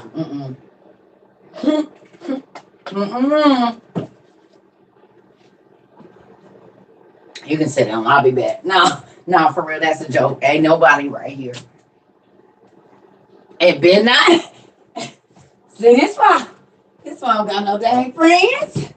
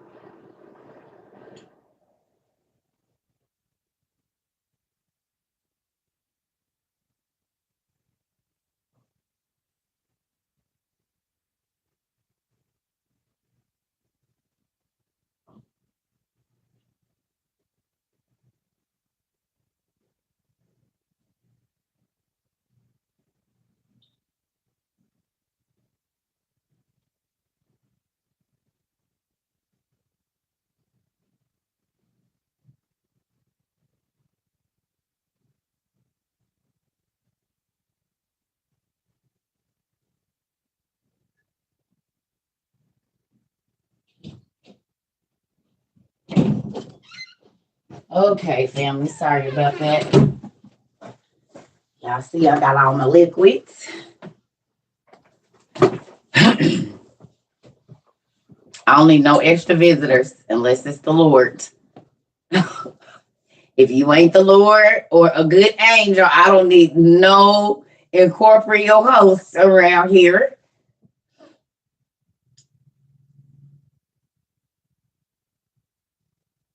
You have got to be a pastor. Are you a pastor? Just go on and say it. You gotta be a pastor. Cause you talking to somebody that has been living a ministry since I got kicked out at 11 years old, honey. My best friend at 14, I was ministering to her, telling her that if you don't quit disrespecting your mama, you're not gonna live long. She got stabbed to death 6 months later in a school fight. You're not talking to nobody. I've been homeless, lived in my car. I was homeless. I had just got into my apartment last year this time. You're not talking to nobody you don't know. They don't understand. But guess what? Every single place that God had me go, He funded it. I just told the story about how the lady that was in there who was very educated.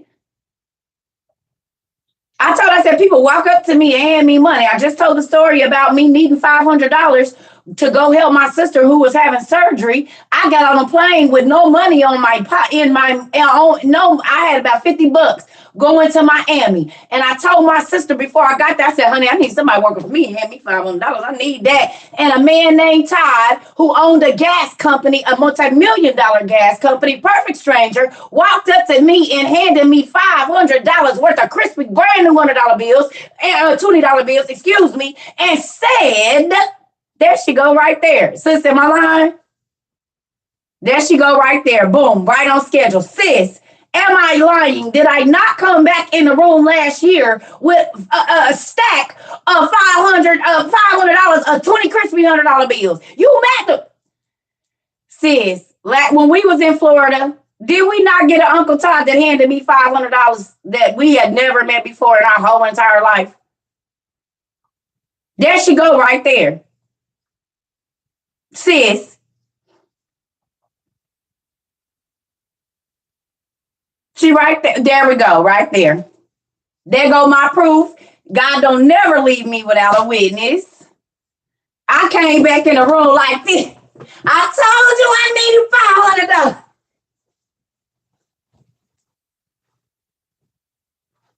There go my sister. That's the one right there. I was in Florida with her. God don't never leave me without a witness. She came here right on time. Good shot, sis. I'm going to call you this evening. You're working?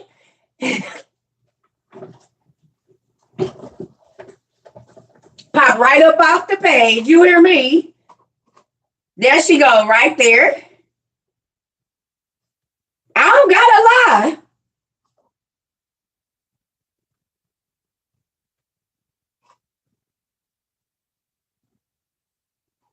There she go. Pop right up off. Thanks. You came here right on time. Just talk about you and us. And when we went down there, told y'all I don't gotta lie. Hey, matter of fact, sis, has that not been my whole life? Has that not been my whole life? We used to be driving around, and what'll happen? Go in the store. I don't gotta pay for nothing. It's free, and it ain't stolen.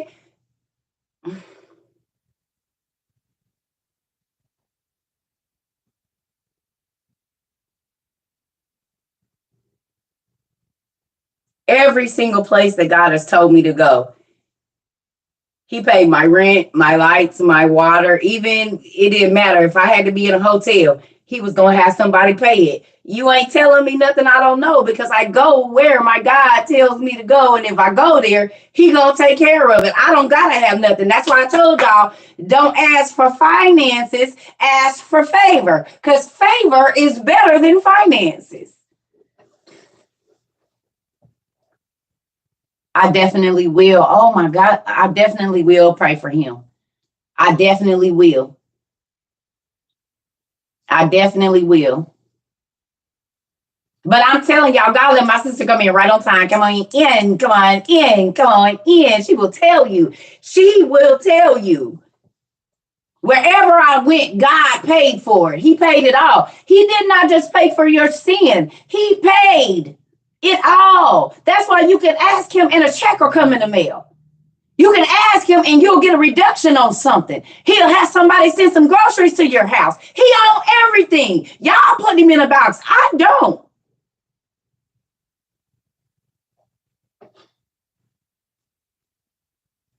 Whatever I want, he said, as long as I line up with what he want me to do, he gonna bring it. He said nothing to be off limits to you. Like glow in the dark shoes and whips and stuff I can't even remember because I done had to stash it away somewhere. 500-year-old books, stuff like that. 200-year-old Bibles straight from Ethiopia. Bibles straight from Heliopolis, Egypt. What is you talking about? Everything that I need, he provides it. No matter if I'm working, not working, got a car, whatever. He gonna make it. I believe.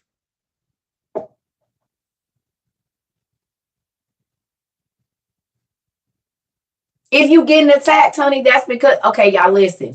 If you've ever been to school for a trade or anything, let me tell you something.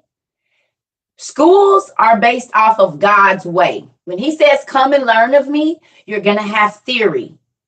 You're going to sit and you're going to do your book work and you're going to have tests or you're going to have experiences so you can understand where you are. Those tests are so you can learn where you at, what you thought was, and what it really, oh, I got this. And then you fail. Oh, okay, so then you don't. So then you need to go back through.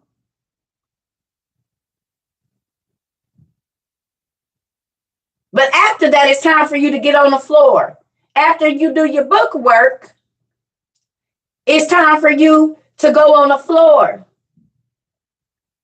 And now you have to interact with the patients, the clients, whatever it is. You have to get on the road and actually drive. It's not a simulation anymore. So you have to apply what you have learned. This is walking with Christ.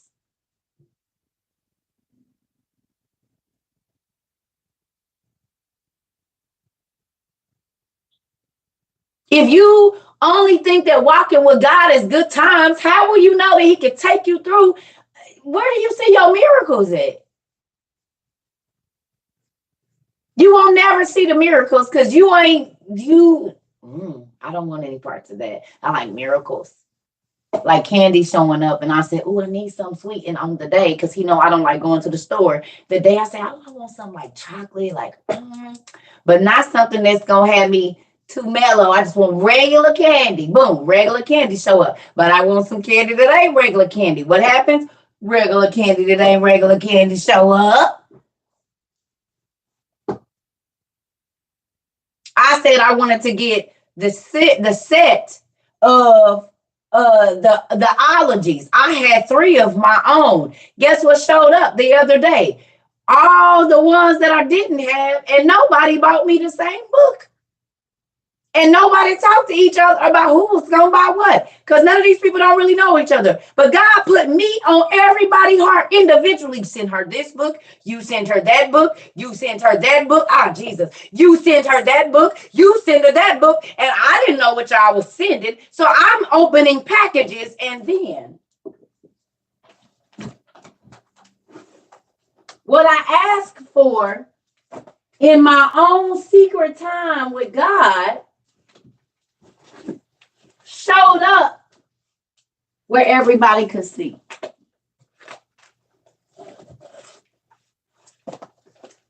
So the more time that you give him and the more that you line up with where he wants you to go, whatever you need gonna be there when you get there. So why in the world would I try to sell myself short with whatever the devil got when he always bait switching? God sent it to me before I can even ask. I don't care. I do not care. None of these people know each other in real life. And God put me on everybody's heart to send me a different book. And these books wasn't bought from Amazon where you could go get no list. They was bought at other stores. Barnes and Nobles, thrift books, whatever. Needed a computer. Came. Over $2,000. Showed up at my house. iPhone. iPad. Came. I didn't buy this. I didn't buy this iPad I'm talking. And this beautiful $2,000 computer. I didn't buy that either. And mind you, it was 2,000 without this. This is about 300 right here. Two something. These beautiful Gucci glasses got on. I didn't buy them. I didn't buy that. I didn't buy that. I didn't buy these. It's a lot of books on here I didn't buy. The wood for this, Tone sent it. It's popcorn that I never even knew existed that's in my room right now, stacked. And I'm not saying it like, oh, I'm saying when you line up, because this ain't the first time this has happened to me. God told me to move from the West Coast to the Midwest. And when I got there, it was like Christmas every day 20 years ago. For like 7 months.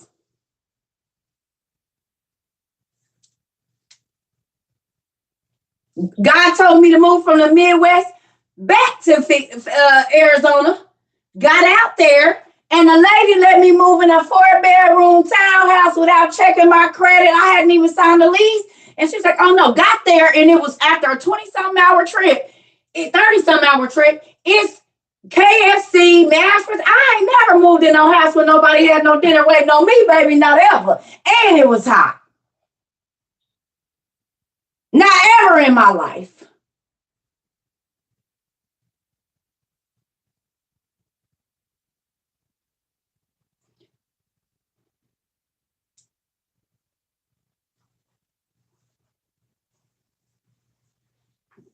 So you can keep trying to slick and get it, steal and get it, get over and get it. I don't got to look over my shoulder. All I got to do is read this word, talk to who he want me to talk to, try to learn to be a better person and see where I'm going against his ways. He said, I'll give you whatever you want. He said, but if you want that and that's all you want, then that's what you're going to have. Well, I learned a secret. Don't be mad at me. And it ain't about pleasing your pastor and your church folks and your organization. It's about getting in God's face and asking him how he feels about what type of person you are.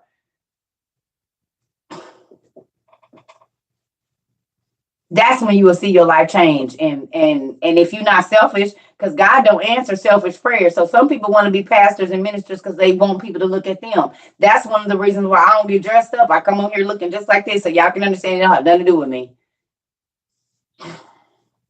I'm not trying to look the part. I'm trying to be the part.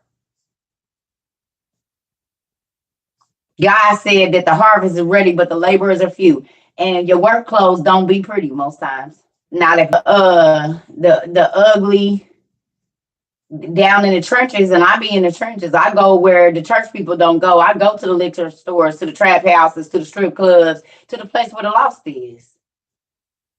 And a lot of church folks ain't gonna be welcome in those places. But guess what? Y'all don't even know it's Friday or Saturday, and my niece people might not be in here, but they play these lives in the club. These lives right here get played in the clubs. They play them in the clubs. They play them in Walmart. They play them everywhere where they might not have been playing no church. Yeah, nephew. You didn't know this why I be in a club, in a trap, in a hey, yes. My niece people puts this on in the club, honey.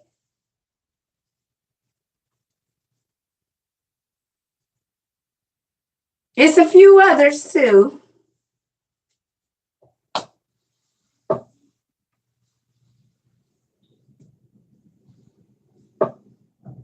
So should I worry about the church people that feel like I shouldn't be doing what I'm doing?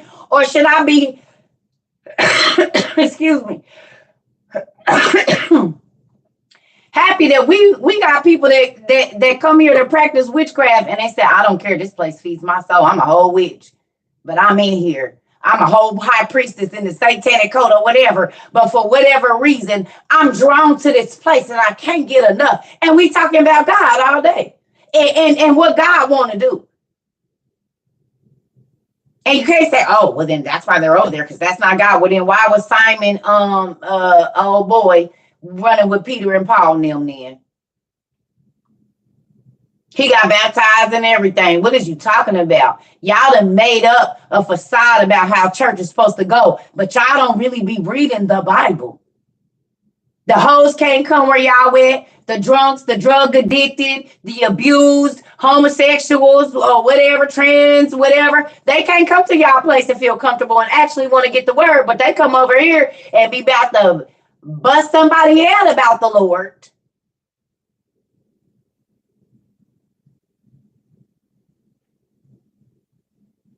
We have a young lady that says she went to pick up her tarot cards and all she heard, oh my Jesus, was her TT's voice in her head that said, girl, please, you better put them back. Put them down. Put them back on in the drawer. So should I be worried about what church people feel like I should look like or see? We got people that flip tarot cards and say, oh, no, I'm going to put that back.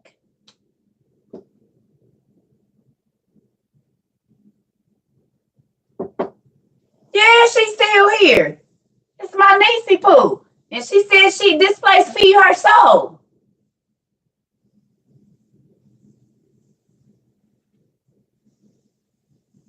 So do you think I care about people? Oh, she be cussing, and maybe that's why God let me in the doors y'all can't get into, so I could actually get to the lost people. I told y'all, I told my godmother, Mom, I'm out here with the wildlings. So I got to talk to the wildlings the way the wildlings talk. God know he called me for this. I am not the normal. And they tired of the normal.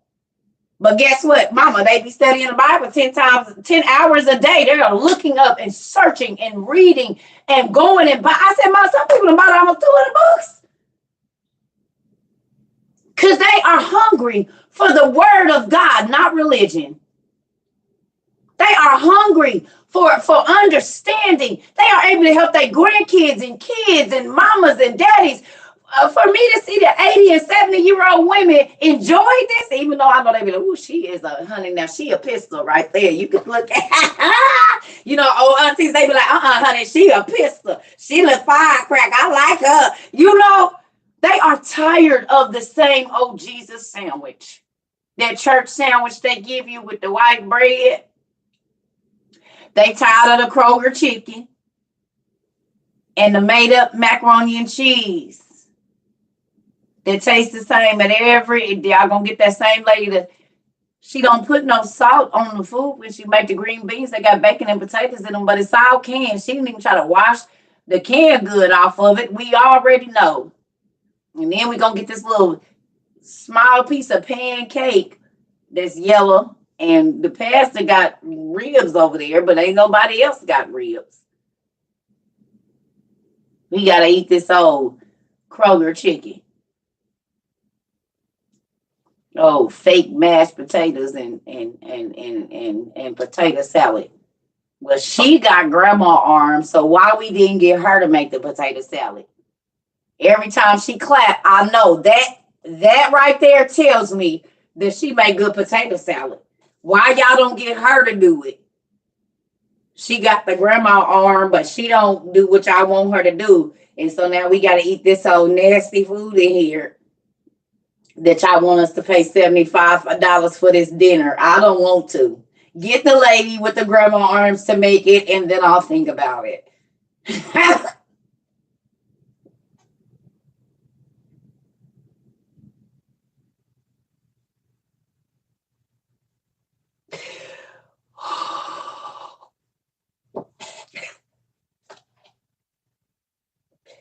They want some new food. Oh, thank you. Now that's cool. What is that? I've never seen that before. What the heck? Now that's new. Thank you. I ain't never seen that. That was cool. Yeah, she had to have a grandma arms lit, and I'm working on mine. I told y'all. Now this gonna be good at the top, but that bottom part, you see, it can transform. But that I gotta keep that for my grandkids. Thank you. I got to keep this for my grandkids. I got one for each grandkid right now. So if I put them up, they look good. But baby, I'm keeping that grandma arm for my grandkids. You hear me? They gonna know when I get in there, that arm get to moving at the bottom. They about to eat good. My daughter already said, because you always want to feed them something they ain't supposed to have. You said they ain't supposed to have it. But this grandma arm say they is. Baby, I've been working on that. I get it. Let's go. I said, get over here. Listen. I'm ready. They gonna be like, yeah, she got the grandma arm. I know she get in there and burn. Uh-huh.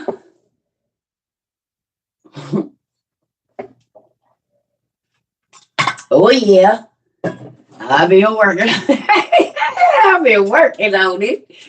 They already see me as food. It's funny because my grandson, he's just like his uncle, auntie, and mama now. All my kids see me as food. Still. Ma, you gonna cook? We was thinking you could make this when you come there. Ain't I'm the guest? If I'm the guest, why is I'm having to cook? If I'm the guest, yeah, I got a grandson and a granddaughter. Today is my grandson's birthday. He won. And my granddaughter about to be 7 months. It's some grandma, baby. Y'all, why were both, I'm about to go too, because we didn't even get to the thing. Why both of my daughters gonna say, Ma, why you always look depressed? Like you look like you disappointed when you FaceTime us and you see our face. I said, do I? She said, yeah, you look real disappointed. I said, oh, sorry. I didn't know they could see my face.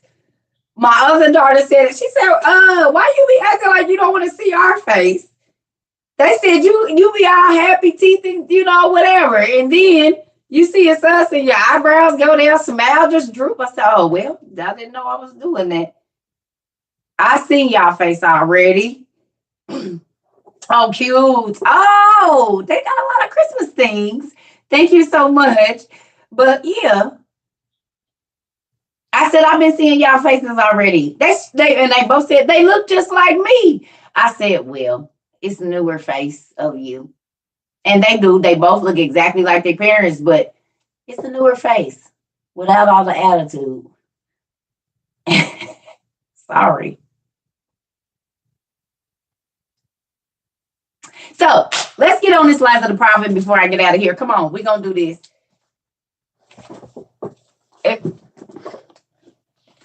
You see? Come on, y'all. Let's do this. Let's see what happened to Jeremiah. Who said they want to be? Sorry, I got to get my chewy out. Who said they want to be called of the Lord? Anybody want to be called? I need some snacks. This is not going to work out. I am hungry. I'm about to get off of here and eat me some red beans and rice and some biscuits and some chicken. Oh, yes. Don't that sound good? Red beans and rice, chicken, and some biscuits with some strawberry jelly. I'm about to bust that. Mm-hmm. Oh, yes. I'm about to eat as soon as we get out of here. Let's go on and get this going and get back in the bed. It's the end of the year. I done did my part now. I done did it. Y'all ready? Come on. Okay. Yeah, I'm about to eat as soon as I get out here. Okay. That's a shame. Food is my friend. I love food. I've always loved food. My whole life. It's just been a conversation. Book 2, Miss Judith. Book 2, Volume 2. Volume 2, page 386. at the bottom of the page. You're welcome. So it says Jeremiah was from Anathoth. Anathoth. Who is Thoth?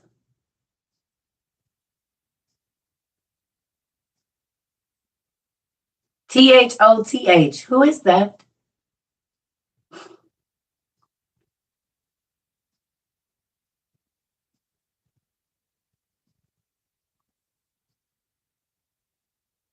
A demon, an Egyptian god.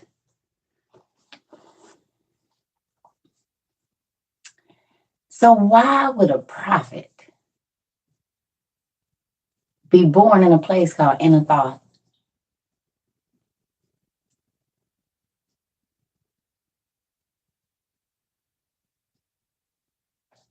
I literally just learned about him today after our Bible study this morning. Yes. All right. So I'm just asking questions. And he died at Tafnai of Egypt, having been stoned by his people.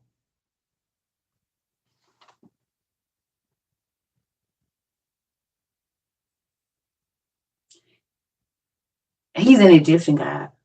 Y'all see that? I'm going to go back.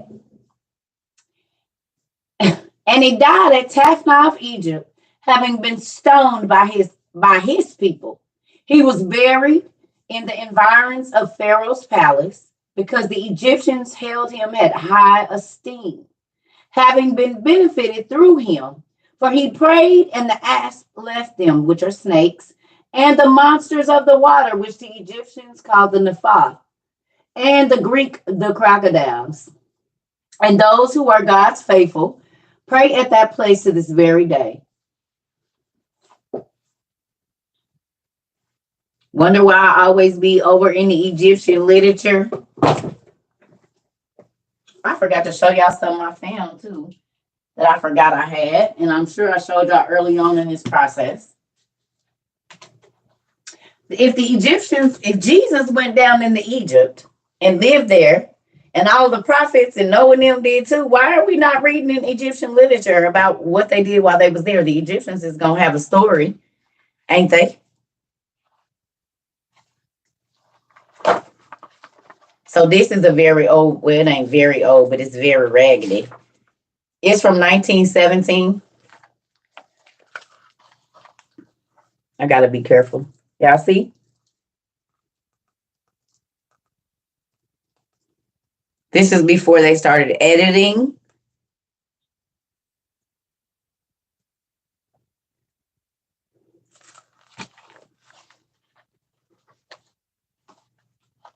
What's the name of what book?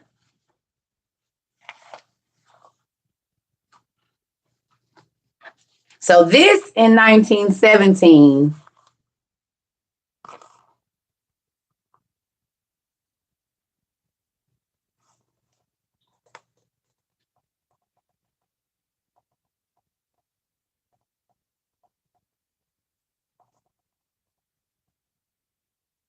Them is locks. Y'all know that, right? See the ridges?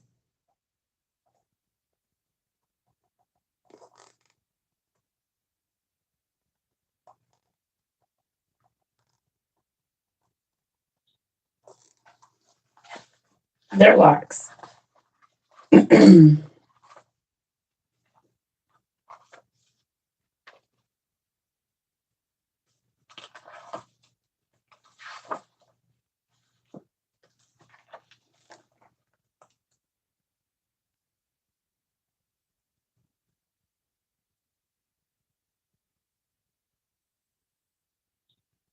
These were the Egyptians in 1917.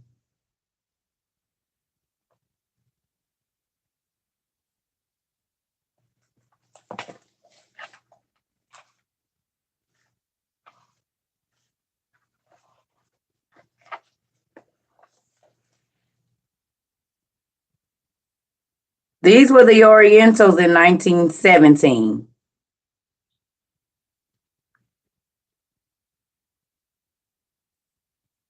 They look like the painting of the Moors. Mm-hmm.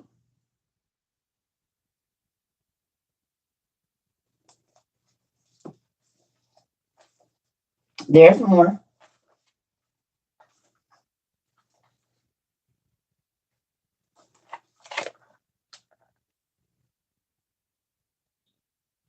A cure for indignation. Do you see how dark they are?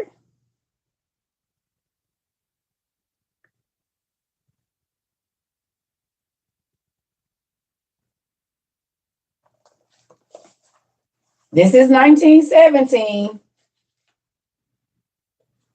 The musing. Look at him.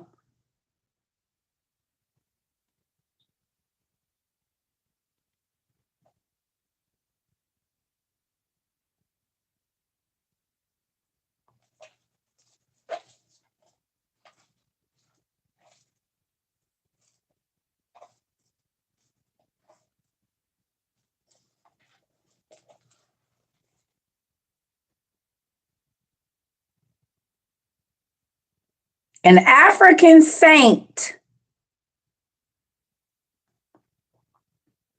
An African saint in 1917.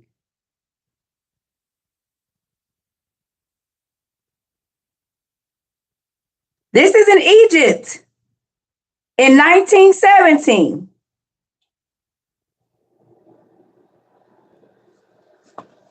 I'm going to show y'all. Just hold on a second.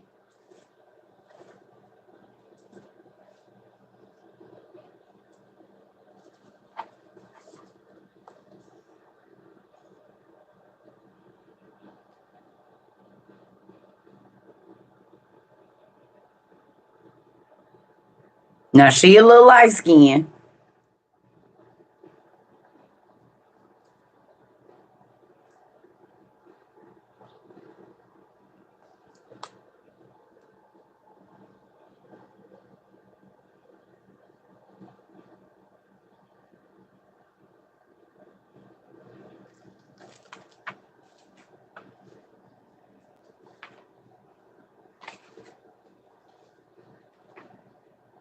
Seti and Ramses the son.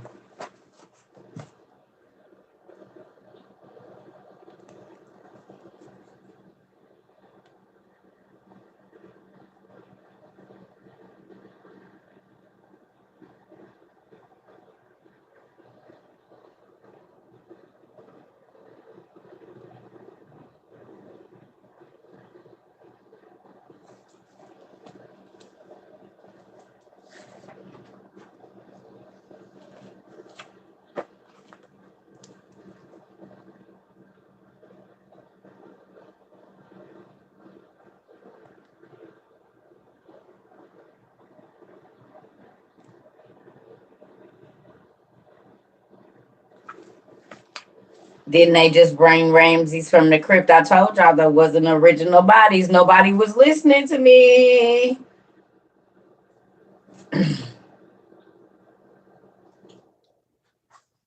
They been found that stuff. They keep just reselling it to y'all.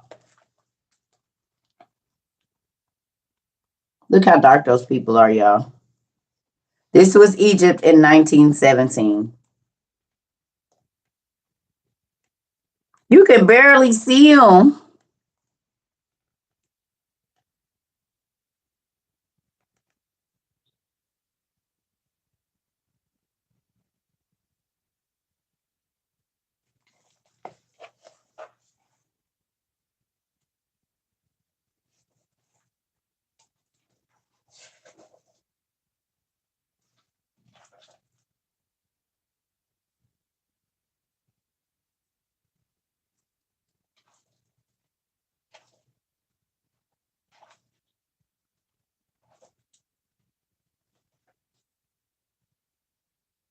Who remembers me saying it depends?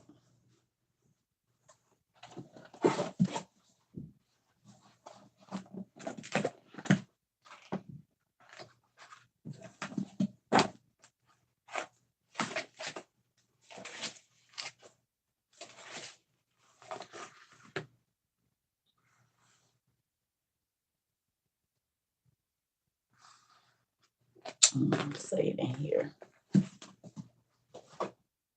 Hold on. So remember I told y'all about Coptic priests? Remember, like in our, you know how like in our OTP, it'll say the Coptic version. Have y'all seen that?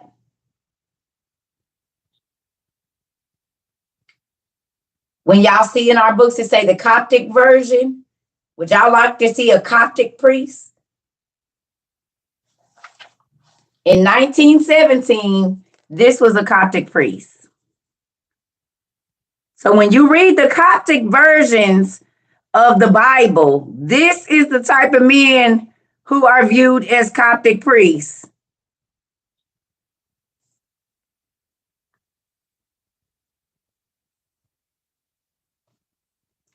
This is probably the same man that wrote the Gospel of the Egyptians.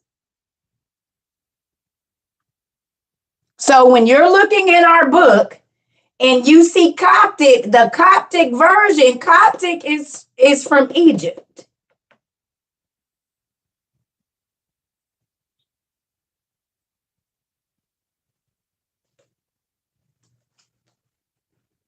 Coptic priests.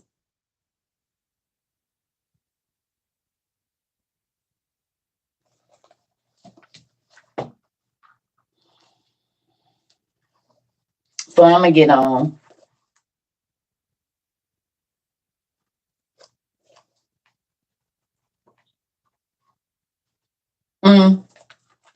One last one. See how big those feet are? See how tall those are?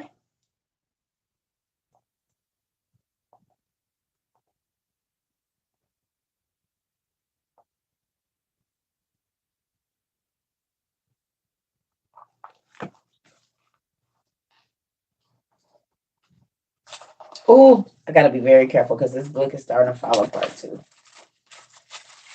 It's Burton Holmes Travel Logs, 1917.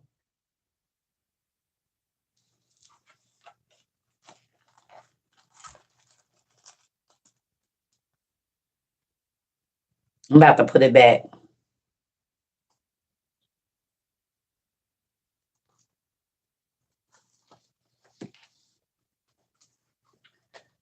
Put it up here because I took that out to show it to y'all, but I got to find a place for it because it's falling apart.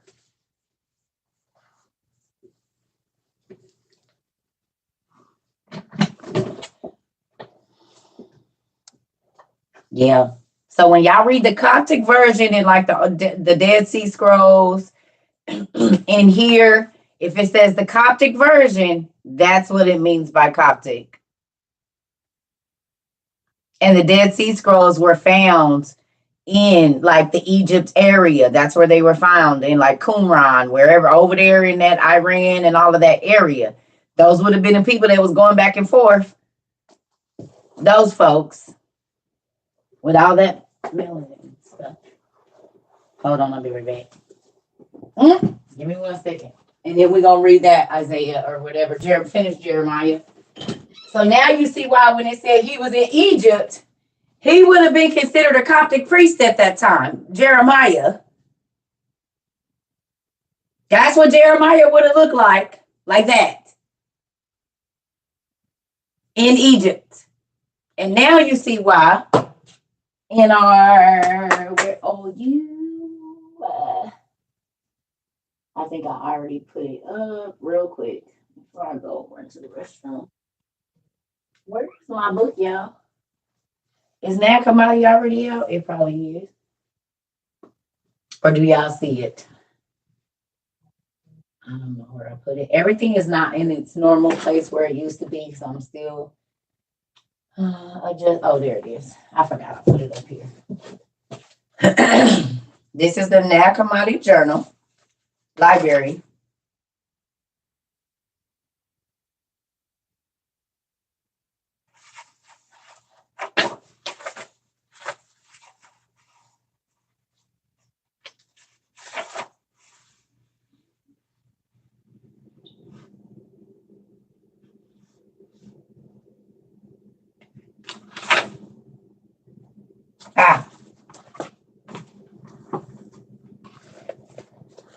So right here is the gospel of the Egyptians.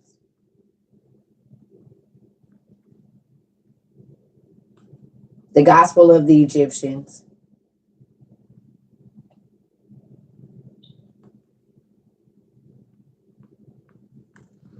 And I don't know why people don't think that there would be gospels of the Egyptians when the Israelites were there a gazillion times.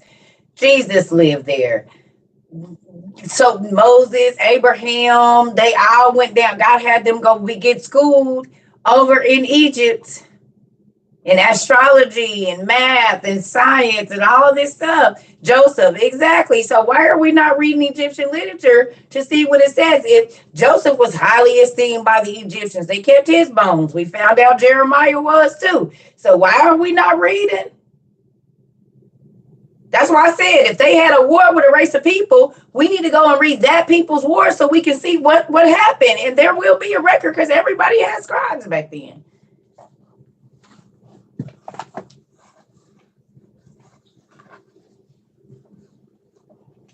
So you can't even fully read the Bible because you only hearing one side of it.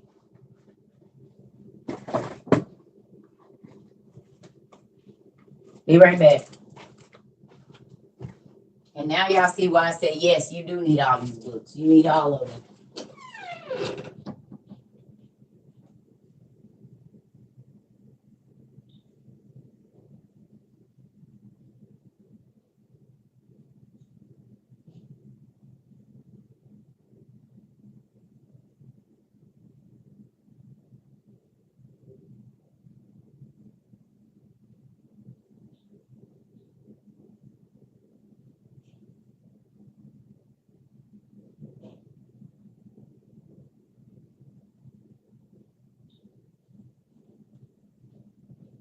And yes, my shoes glow in the dark. I'll be right back, y'all.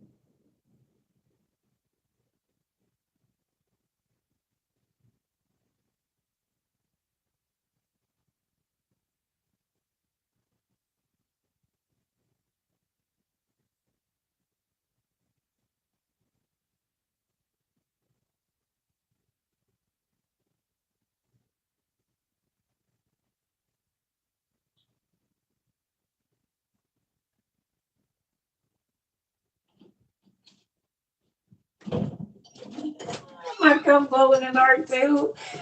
I'm walking down the hallway in my shoes and my cup blower. Just love it. Mm-hmm. So now do y'all understand why I say words have meaning? Because if you didn't know what a Coptic priest looked like, and then you go read the Dead Sea Scrolls, but then if you understand that we know that the giants lived in that area in ancient Mesopotamia, all the pieces start to fit together.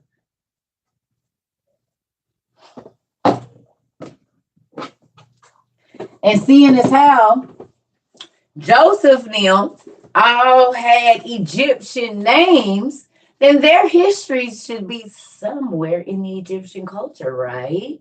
Especially if they were in high esteem, then we should be able to go over to the Egyptian culture and see what, because they were the most advanced civilization. So we know that they got stuff. And that's why I got out the Egyptian Book of the Dead and all of those things, because if you know what you're looking at, it's just not spells and this and that. It is a history. You'll know who is who, but you got to get the names because Moses was over there. All of these people was over there. So why am I not going to read the history about where God said these people was taken into slave? If God let a country conquer the people, you can better believe he has somebody writing down all the stuff. So then when you go and say, when it say the Israelites was taken into captivity, so why you didn't go read about what they did while they was in captivity? Under whoever, the Persians, they changed their names to something else. Wherever they got taken into captivity, they gave them a name of their culture. They were still the same person. So then I need to go look at what they called them once they were taken into captivity and go read the stories about what they said happened.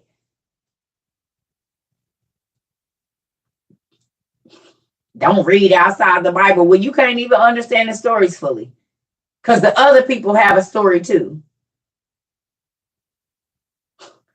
If Israel fought against the Persians, it's in the Persians' literature. If they fought against the Japanese, it's going to be a recorded war. Now y'all see why I got this book and wanted this book. Because these go from the Hittites, so the first wars in the Bible, all the way up until now. Battles by map. The Hittite war is in here. The war of Kadesh is in here. It's in the Bible too. And it's in Egyptian literature and it's in Hebrew literature. So that's how I fact check. How do you fact check? You don't see all this fact checking right here.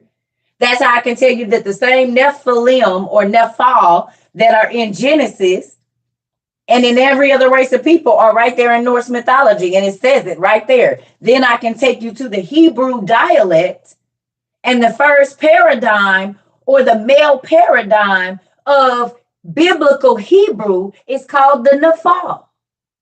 Well, I know that written literature really started coming around when the kings was around. It was written literature, but widely recognized written literature came when the kings came. Well, when did the kings come? The kings come when the angels came down, went into the women and taught them how to do written spells, cut all of this stuff and showed them that.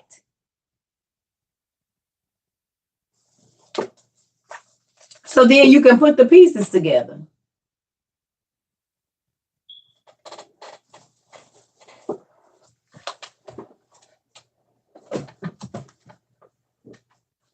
I'm gonna need y'all to get better with y'all screenshots too. I love y'all because it was up there for a minute.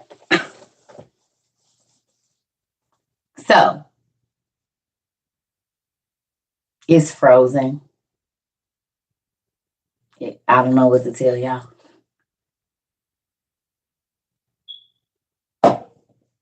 All right, so let's finish reading about Jeremiah and then we're gonna go. We've been on here 2 hours and 26 minutes. And I'm hungry. I might get back on later. Okay, y'all. Well, listen, we record on YouTube, so you're more than welcome to go on YouTube and catch it today. You can go rewatch. For my newbies, all of our lives are on YouTube. Circuit over 22. No, don't screen record. Don't screen record now. Just screenshot, not record. Not record. Thank you. You screenshot. Mm-mm. Don't do that. Don't do that. I'm okay with the screenshots. That's the screen record. I'm just playing. All right, y'all. Because I'm getting hungry. You all right? I'm just playing with you. I'm joking. I'm joking. I'm joking. Okay. So it says Jeremiah, he was buried, he benefited, okay. For he prayed, and the asp left. Those are snakes. And the monsters of the waters, which the Egyptian called the Nephoth, and the Greeks called the crocodiles. And all those who are God's faithful pray at that place to this very day. And taking the dust of the place, they heal asp bites. So right now to this day, wherever this place is, because the asp, the snakes, I looked it up, they're snakes. They're like flying snakes, which is crazy. They like jump out of these holes and they like the flying snakes. They jump out in the desert and they was killing everybody. Well, they was trying to get to these other people, and they couldn't go to fight the war. I think it was Moses. They couldn't go to fight the war because the snakes. So God told them to put cranes on the back of their chariots, and when the asp would jump up, the cranes would take them and eat them.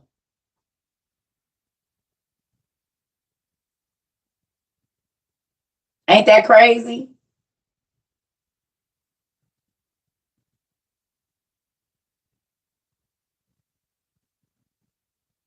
And that's how they was able to get through that people's land to get over to them. They put cranes on the back of their chariots, the crane birds, because they eat snakes. Yep. Very interesting stuff in the Bible. Yes. I think it was Moses. If I'm not mistaken, I think it was Moses. It was one of them, but they couldn't get across. So the ass they because they'd be like in the holes and they would jump out, but they could like fly. They was like flying snakes basically, and they put the birds on the back of their thing, and the birds would eat them, and that's how they was able to get over. Anyway, so let's move on. That's in the book of the Jubilees. Yep, it was Moses. Told you, it's a good story, ain't it?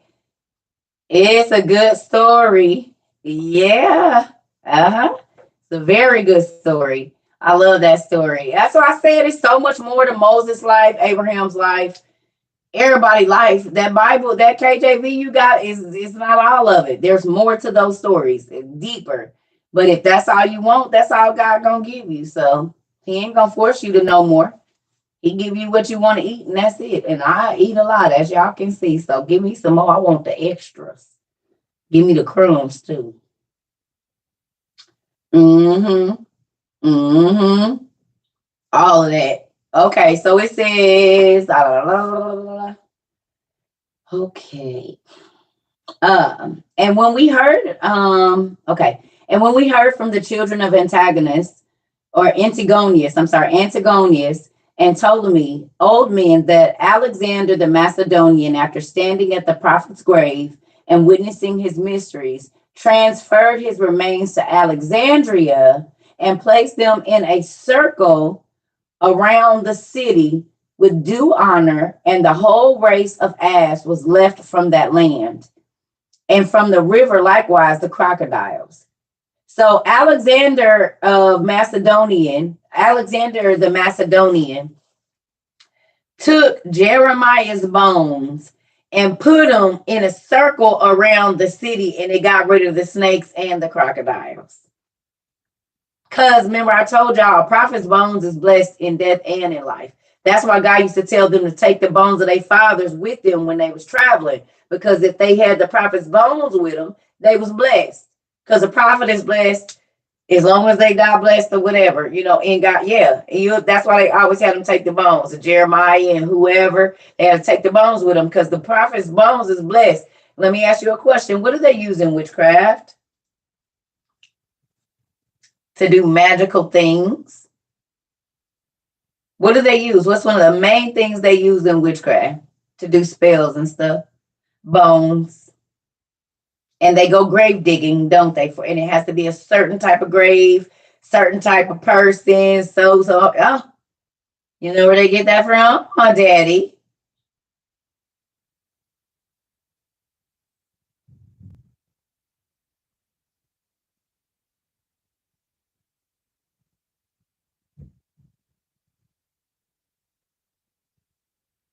They got to go in the graveyard and get the bones. Told y'all it's copy. Witchcraft is copycat all the way around.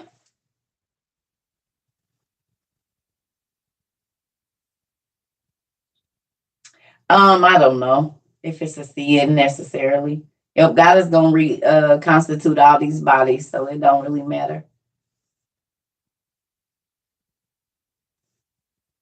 Yeah. All right, let's keep going. Hold on. Ooh. Okay. Mm, mm, mm, mm. It said, and to the same end he introduced the snakes, which are called the Argoli, which means snake fighters, which he brought from Argos of the Peloponnesus. Y'all, I need to hold on. And these glasses got, yeah, okay, I'm not tripping. I'm like, yeah, I'm still getting used to wearing glasses, so I be trying to see through all of the extra stuff, and it don't be working like that. I see now why people is always cleaning their glass. I'm a month in, I think, still learning. New to this whole glasses thing. Y'all give me a minute.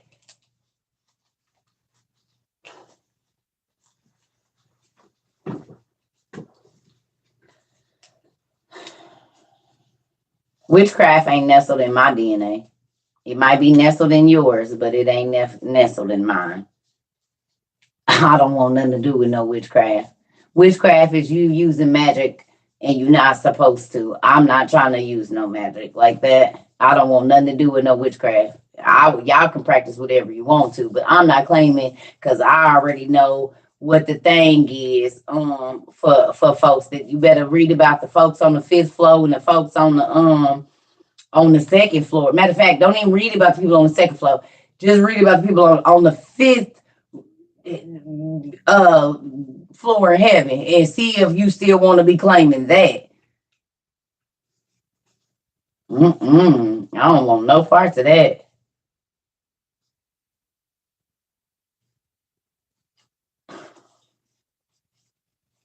Ain't no witchcraft in my DNA. No. Get somebody else to do that. I don't want no parts of it. Not if you knew what was going on the fifth floor in the woo. Y'all can keep all the power y'all think y'all getting, baby, because I ain't trying to make it to the fifth floor with bruh man. No. I don't know. I don't know if it really matters because God is gonna reconstitute the bodies, y'all. You still coming back. All your sinews and everything is gonna be back. So get somebody else to do that. No, I don't want no parts of that. Actually. I'm not trying to go to the floor with bruh man.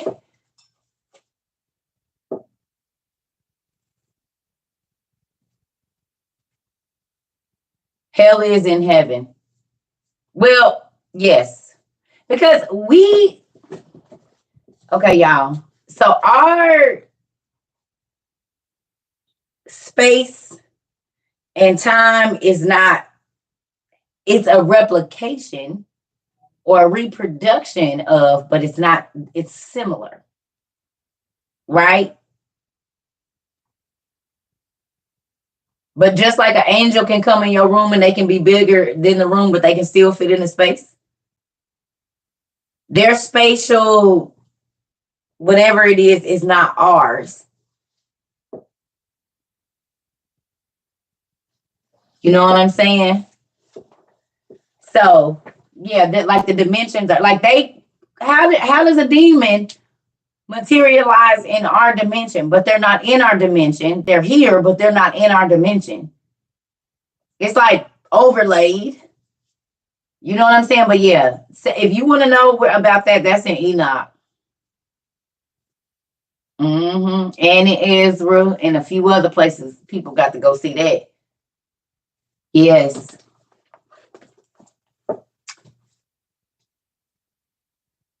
Yeah. Like a parallel universe. Exactly. Exactly. We're sitting right on top of us. That's how they can knock stuff over and pull us out of bed, but we can't see them because they're here, but they're not here. The incorporeal hosts. That's what it's called. They're called incorporeal hosts. Watch Loki on Disney Channel. I'll have to look into it. All right. This is so much being right back here. Hold on, y'all. Okay.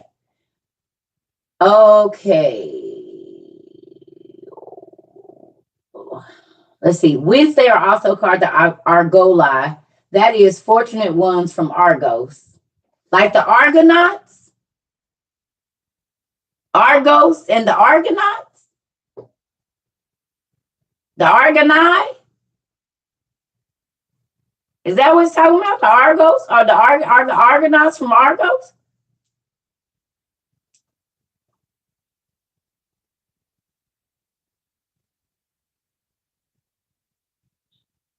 I don't know about the Argonauts, but are the Argonauts from Argos? Where are they from?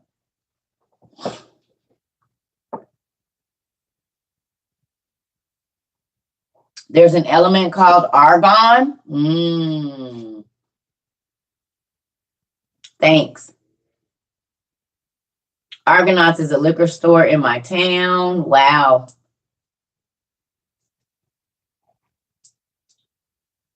Okay.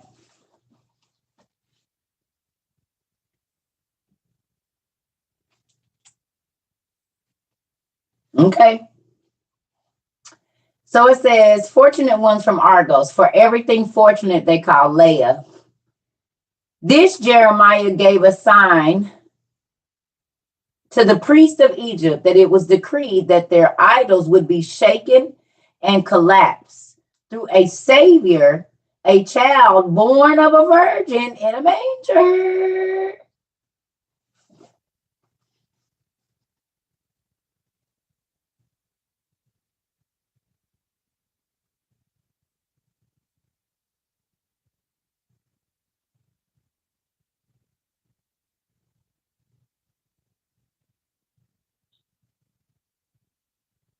Isis, Horus, and Set. Is it Isis, Horus, and Set?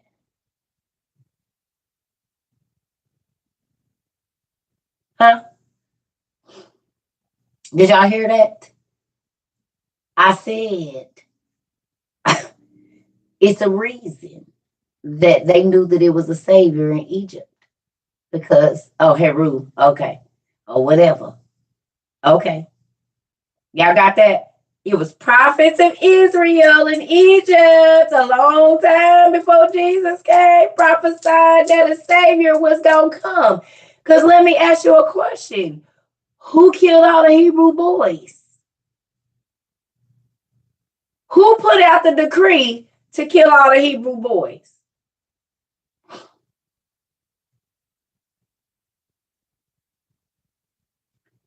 Pharaoh. Herod and Pharaoh.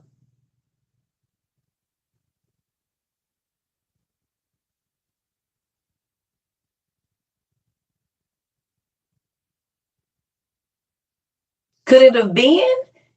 Because it had been prophesied that a king was going to come that was going to throw down all their idols, all them big old statues they got over there. They knew it was coming.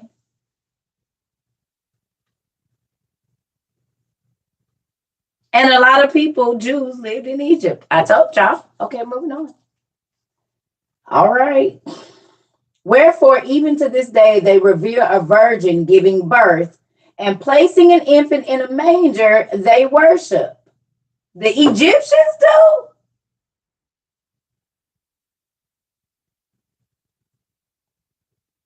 The Egyptians revere a virgin birth.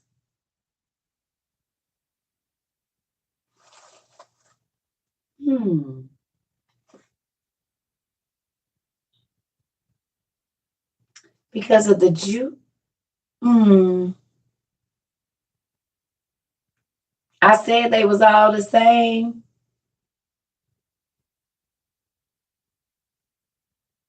Didn't I? I tried to tell you. Right here. Okay, moving on. Tried to tell y'all.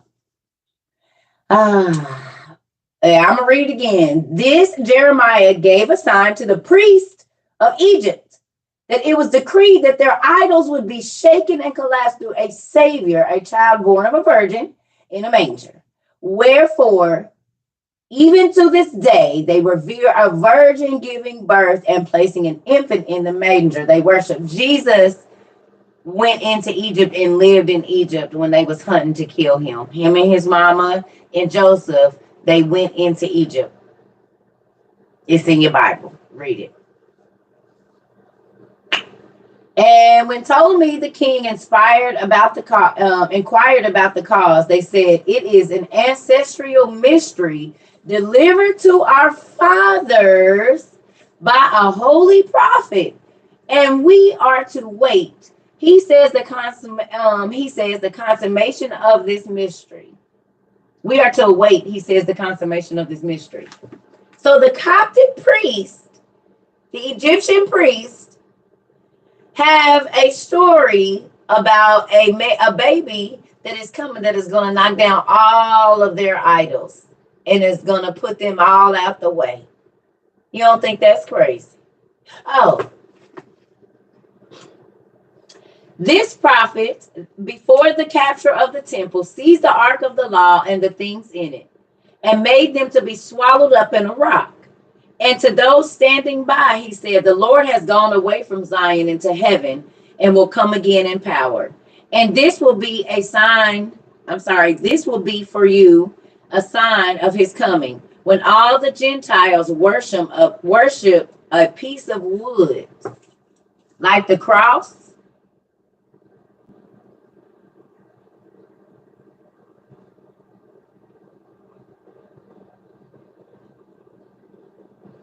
like the cross.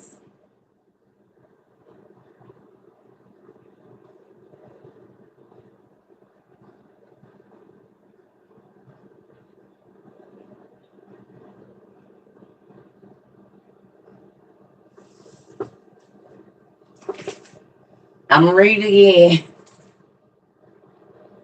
This prophet, before the capture of the temple, seized the ark of the law and the things in it, and made them be swallowed up into a rock. And to those standing by, he said, the Lord has gone away from Zion into heaven and will come again in power. And this will be for you a sign of his coming, when all the Gentiles worship a piece of wood. And he said, this ark no one is going to bring out except Aaron, and none of the priests or prophets will any longer open the tablets in it except Moses, God's chosen one. And in the resurrection, the ark will be the first to be resurrected and will come out of the rock and be placed on Mount Sinai. And all the saints will be gathered to it there as they await the Lord and flee from the enemy who wishes to destroy them. In the rock, with his finger, he set a seal. He set as a seal the name of God. And the impression was like a carving made with iron. And a cloud covered the name, and no one knows the place, nor is able to read the name to this day and to the consummation.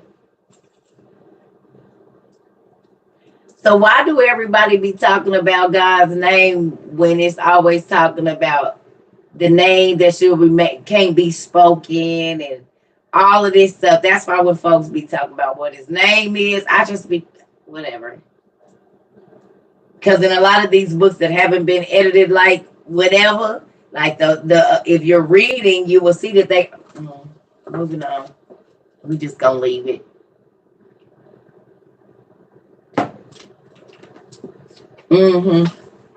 What's the consummation?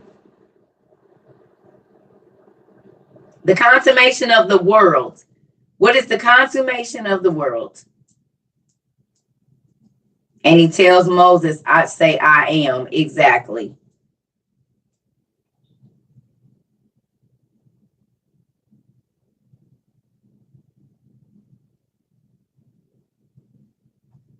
Okay.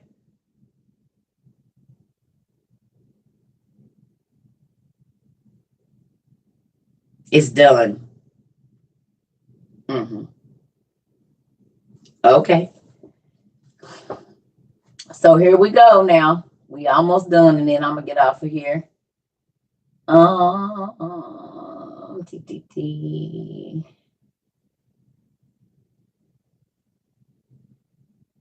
It says, and the rock is in the wilderness where the ark was at first, between the two mountains on which Moses and Aaron lie. So the ark is between the two mountains on which Moses and Aaron are buried. And at night there is a cloud like fire, just like the ancient one. For the glory of God will never cease from his law. And God bestowed this favor upon Jeremiah, that he might himself perform the completion of his mystery, so that he might become a partner of Moses, and they are together to this day.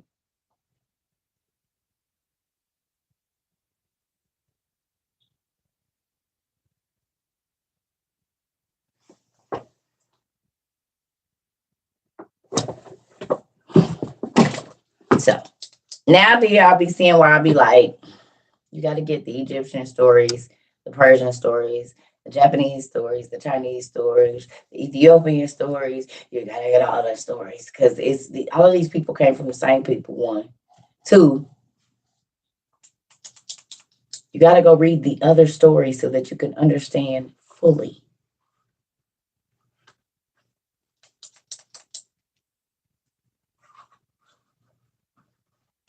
I said they went down. No, we know from reading Adam and Eve that God told Adam a lot of the stuff that was going to happen. He had 1,000 years almost with God. God ran down to him what his kids was going to do. Excuse me, he was here when the giants, if I'm not mistaken, Adam was alive when the giants was alive. If I'm not mistaken, I could be wrong, but if I'm thinking about it, he might have either died right before they started, or he was alive when they was alive.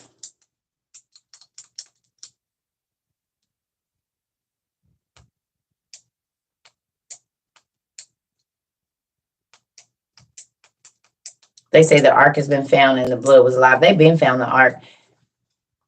Ark of the covenant and the ark. So that being said, I do got some homework for y'all. Who want their homework? And we're gonna talk about it tomorrow.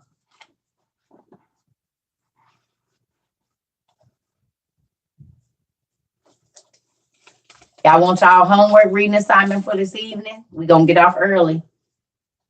Are y'all ready? You get your listening ears on? Okay. Page 574, the whole chapter. Take notes too. It ends on 582. So your reading assignment is page 574 through 582 in book 2.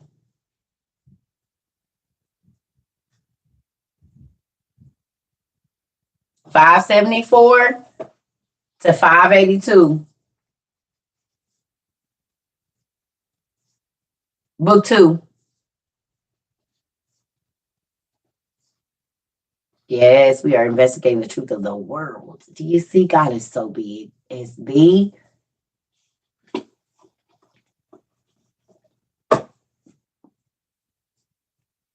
Well, whenever I get back on, if God tell me to get on, my plan is to not get on tomorrow. But if He tell me to get on, then I will. But my plan is to not. So I don't know what's gonna happen. I don't plan on it.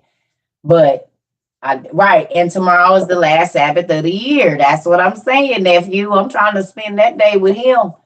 And then the first day of the year is also the first day of the new week.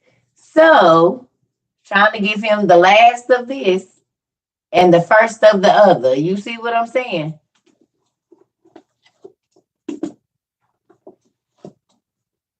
Right. Give God some time. I said give him 24 hours. Stay off your phone. Tell your friends, hey, I'm doing something, and spend time with God and see what he do.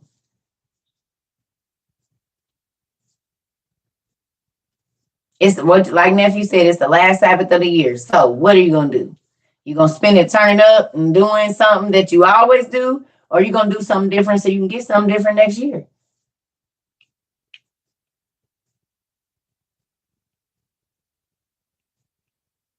Well, you know what I mean. I'm saying tomorrow's, y'all get what I mean. It's the last one. Started tonight and tomorrow. It's still the last one. Is what I mean. It's the last one. So what you gonna do?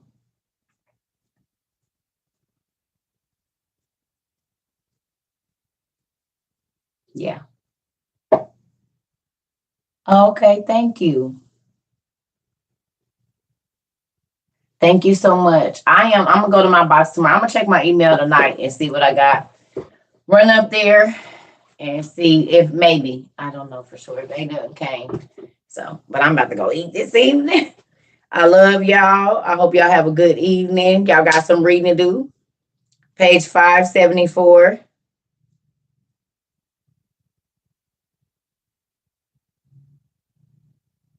Was Adam meant as Adam? There were plenty of Adams to merge with Eve's. Okay. Good night, everybody. Good night.